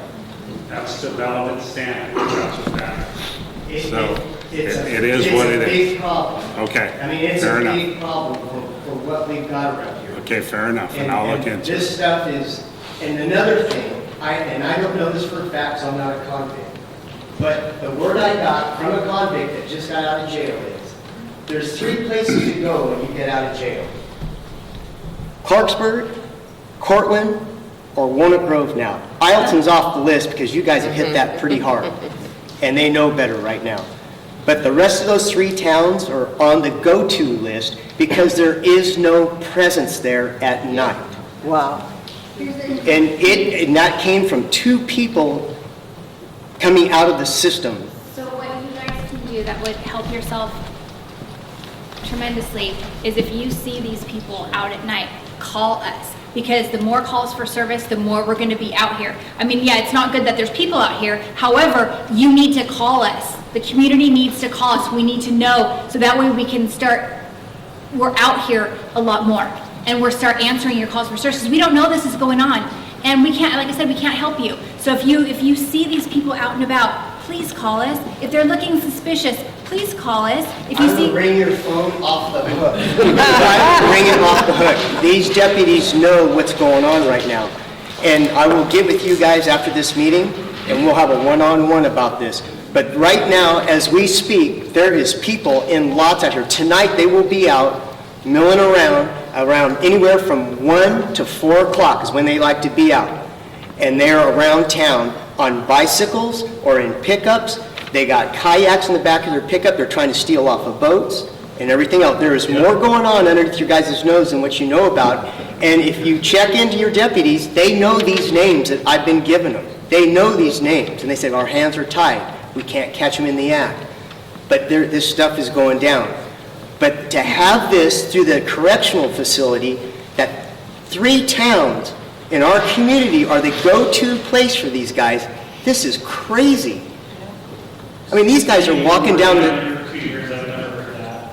This is the go-to place to commit crime. It might be just hearsay from what you're hearing from these people, but I've actually never, worked here for 2 years, and before that I was on the gang unit for 3 years. I've never heard that for anything about the Delta town. Because half these homeless people that we're seeing here, these are meth heads.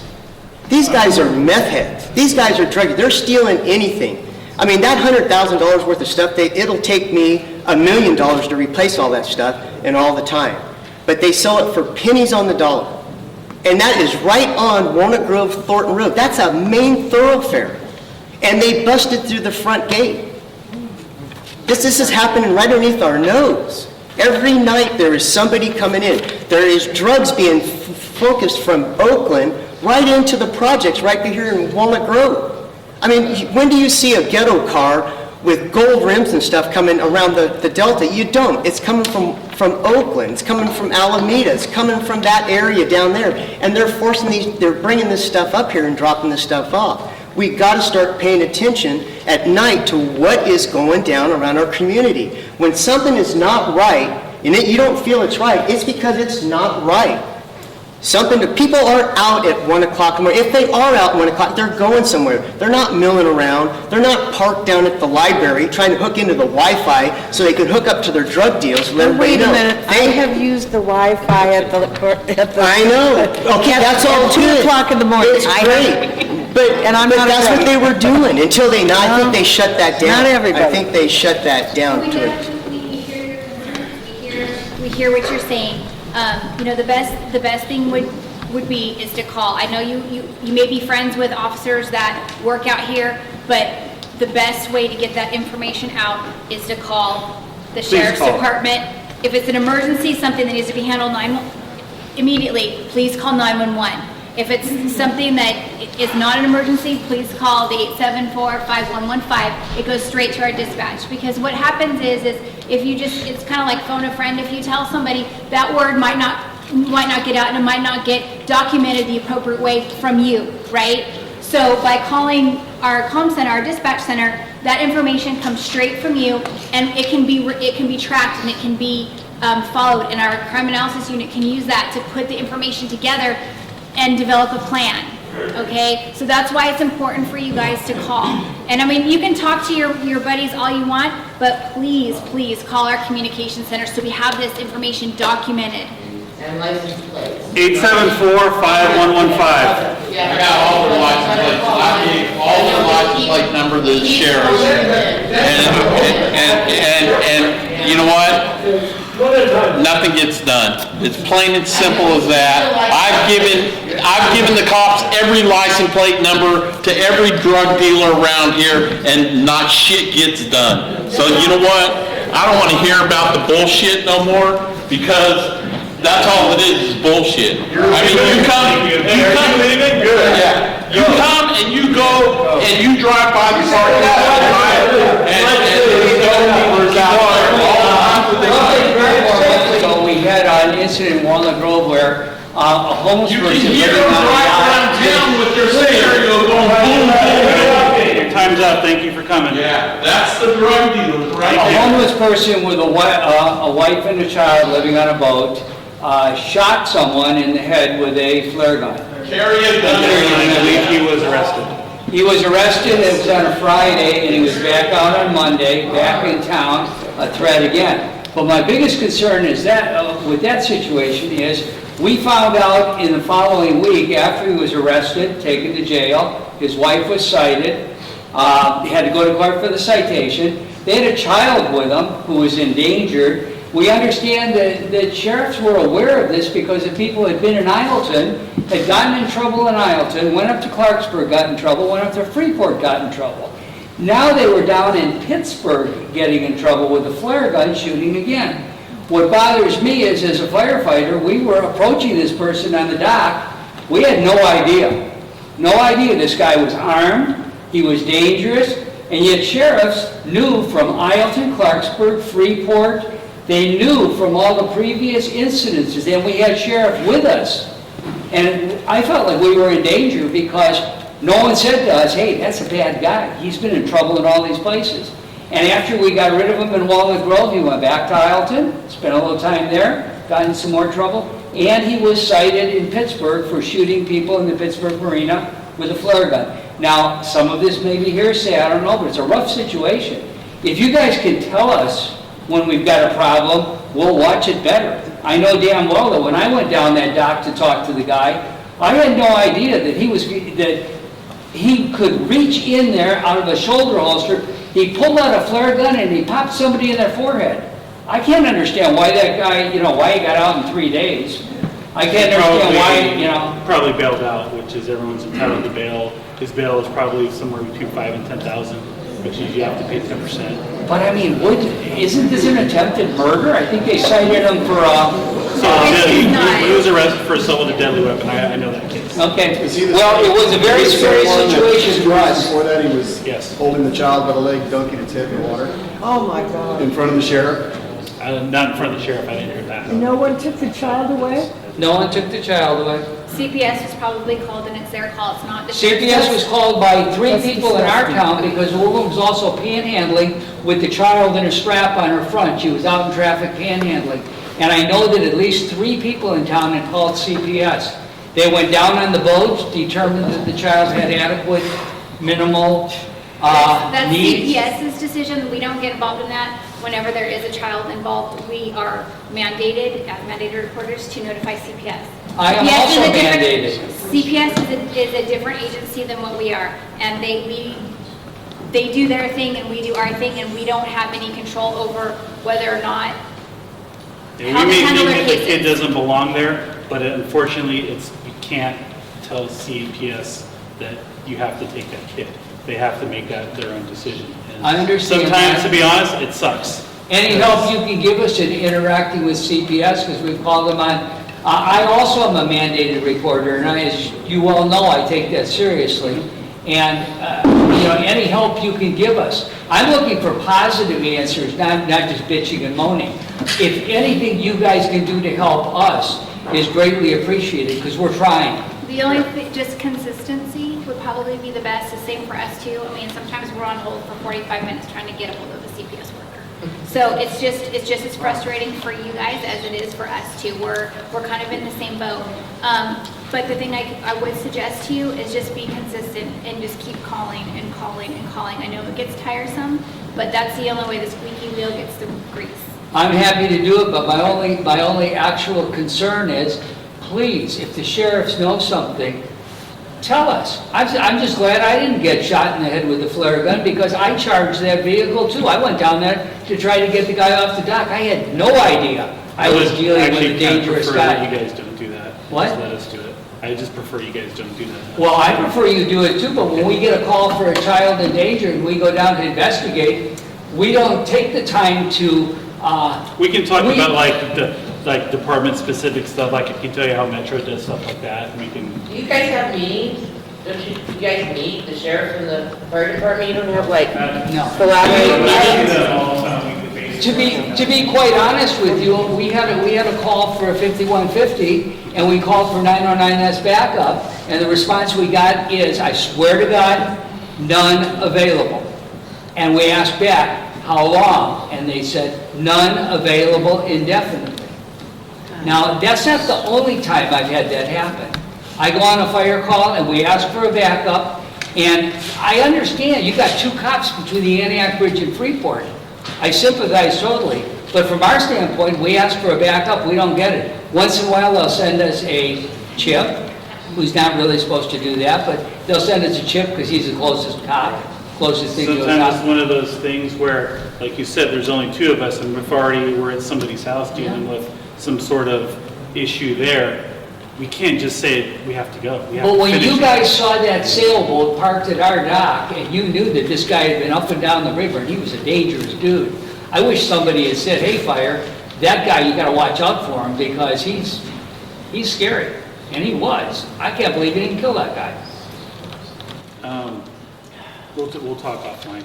I know we're trying to wind down. Yeah, We've gone over. so I just want to write down real quick, just some of the, when we have another meeting here in a couple of months, just some of the, as far as on the sheriff's side, some of the issues that you guys have. Landing 63, homeless.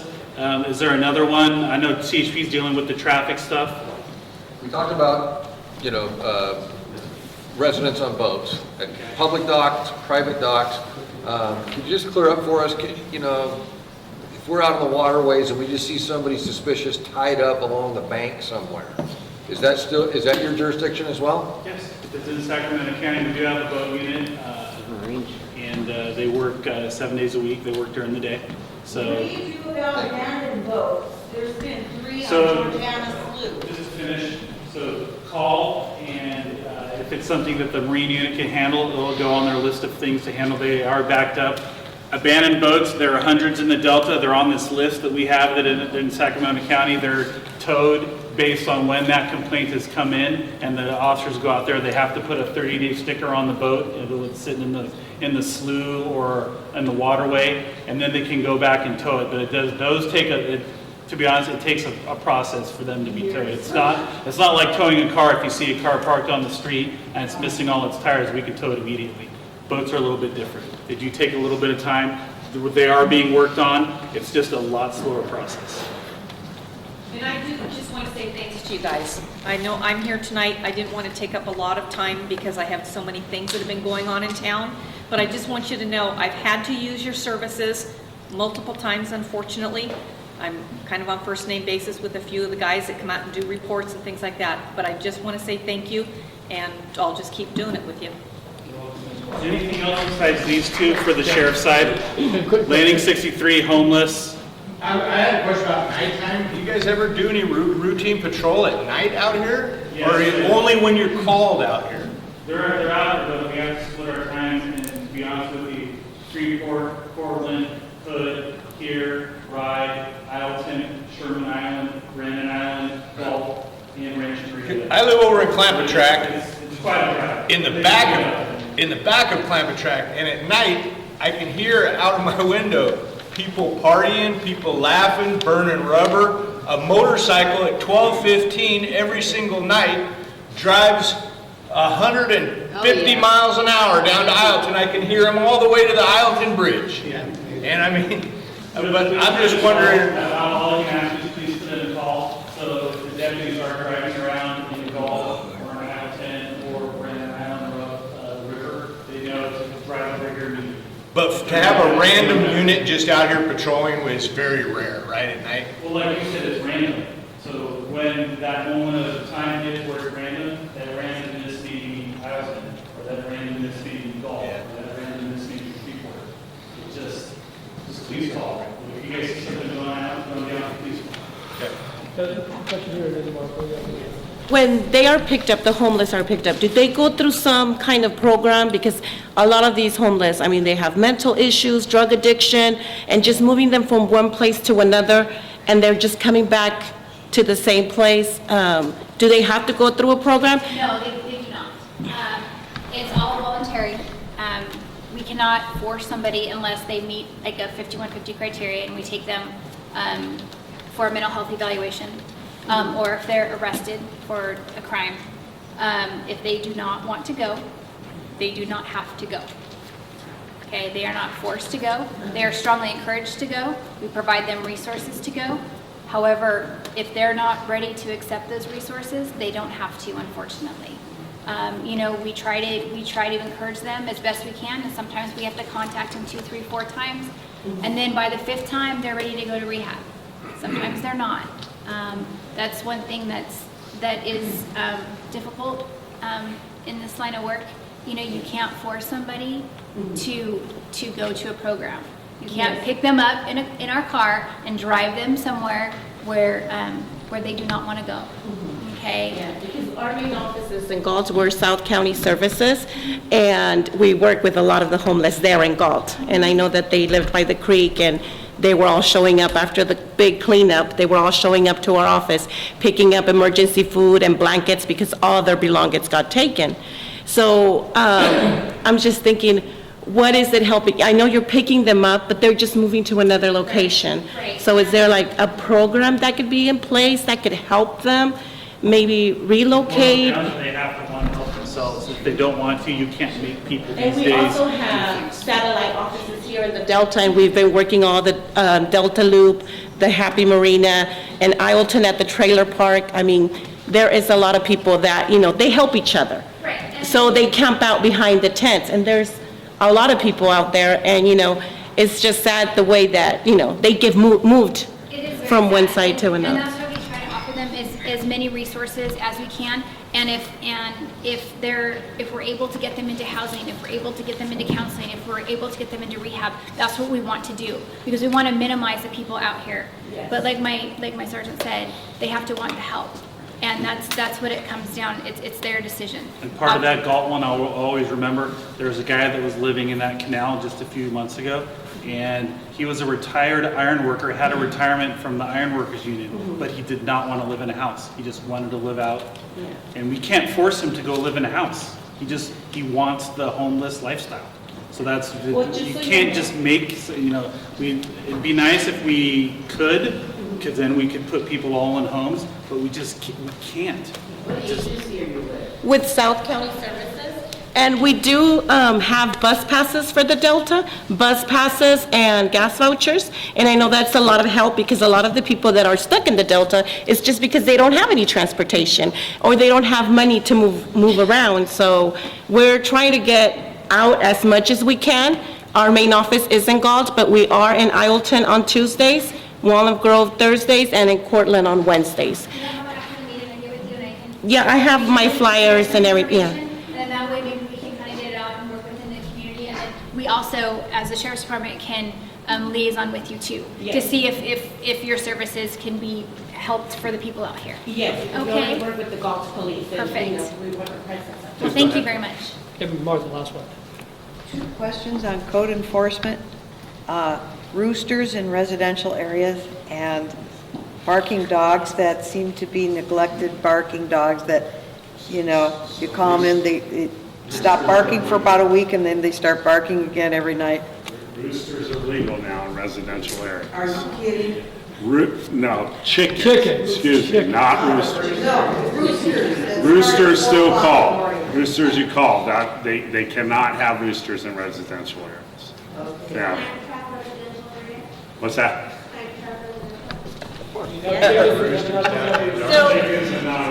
Single family Right, my bedroom window is 25. It goes right in on the Didn't they used to have a residential sheriff down here one time? Why can't we have one again? And then the other question was, Rooster or? No, but you used to have one down here.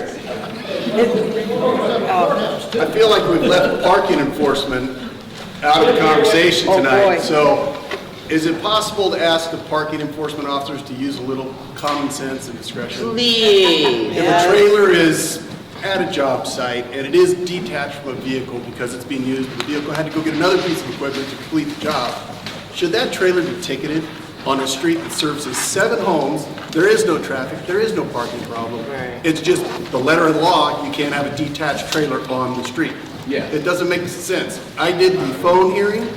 She read the letter of the law to me again and said, I'm upholding the decision because this is the law. And when it comes to the detached trailers, it's a common question that we get a lot. The best thing that you can do if it's a job site situation is receipts. I mean, we're reasonable, certainly with what I'm doing when we process the appeals and the instruction that I give to our appeal team. If somebody has a reason, a valid reason, I mean, even a situation where you have a truck and trailer, your truck gets a flat tire, well, you're not going to go through all the effort to get your trailer put away off the street to simply go up to the store, get a new tire, and come back. Provide your receipt, a reasonable, logical explanation as to why it was left there. Beyond that, I always encourage the parking officers to issue citations because it gives us a chance to educate people. I know it puts you in a situation where you now have to write an appeal, make some phone calls, maybe go to an appeal hearing if it goes to the second level. And I understand the frustration of that, but at the same time, oftentimes when we have a detached trailer, we'll get 5 calls about that trailer from other people in the neighborhood. Nobody will tell the neighbor, hey, can you not park your trailer there because it's a safety hazard? Nobody will tell the neighbor that, but all the people in the street will call us. So from the one side, hey, I just left it here for 12 hours or a day, but for the community, for the people in the area, now if it's a work site, if it's rural, it's different obviously, but people tend to look at things as how they affect them. So the person who's issued the citation will see it as what a problem it is for them, and what they don't see is all the other people that may have already called. And as much as I understand that there's the letter of the law, spirit of the law, and we certainly try to, encourage that, I will always encourage an officer to write a citation if it's viable, if it's a valid citation, because if nothing else, it gives us the opportunity to educate people. I can't tell you how many times we have standard scripts that we use for people with parking citations. Detached trailers is one of them.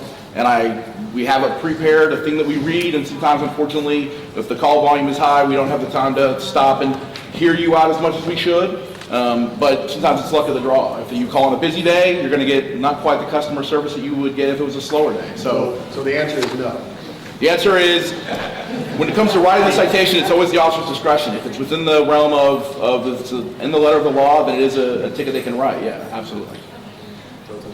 Okay. With that, then, I want to just thank all of you who stayed. We had a really good attendance this evening. I want to thank all the folks that came out and certainly work on your behalf. We've got, obviously, a number of things we have to work on, but again, maybe we come back in, I don't know, January, February timeframe with some, anyway, thank you all. Yes.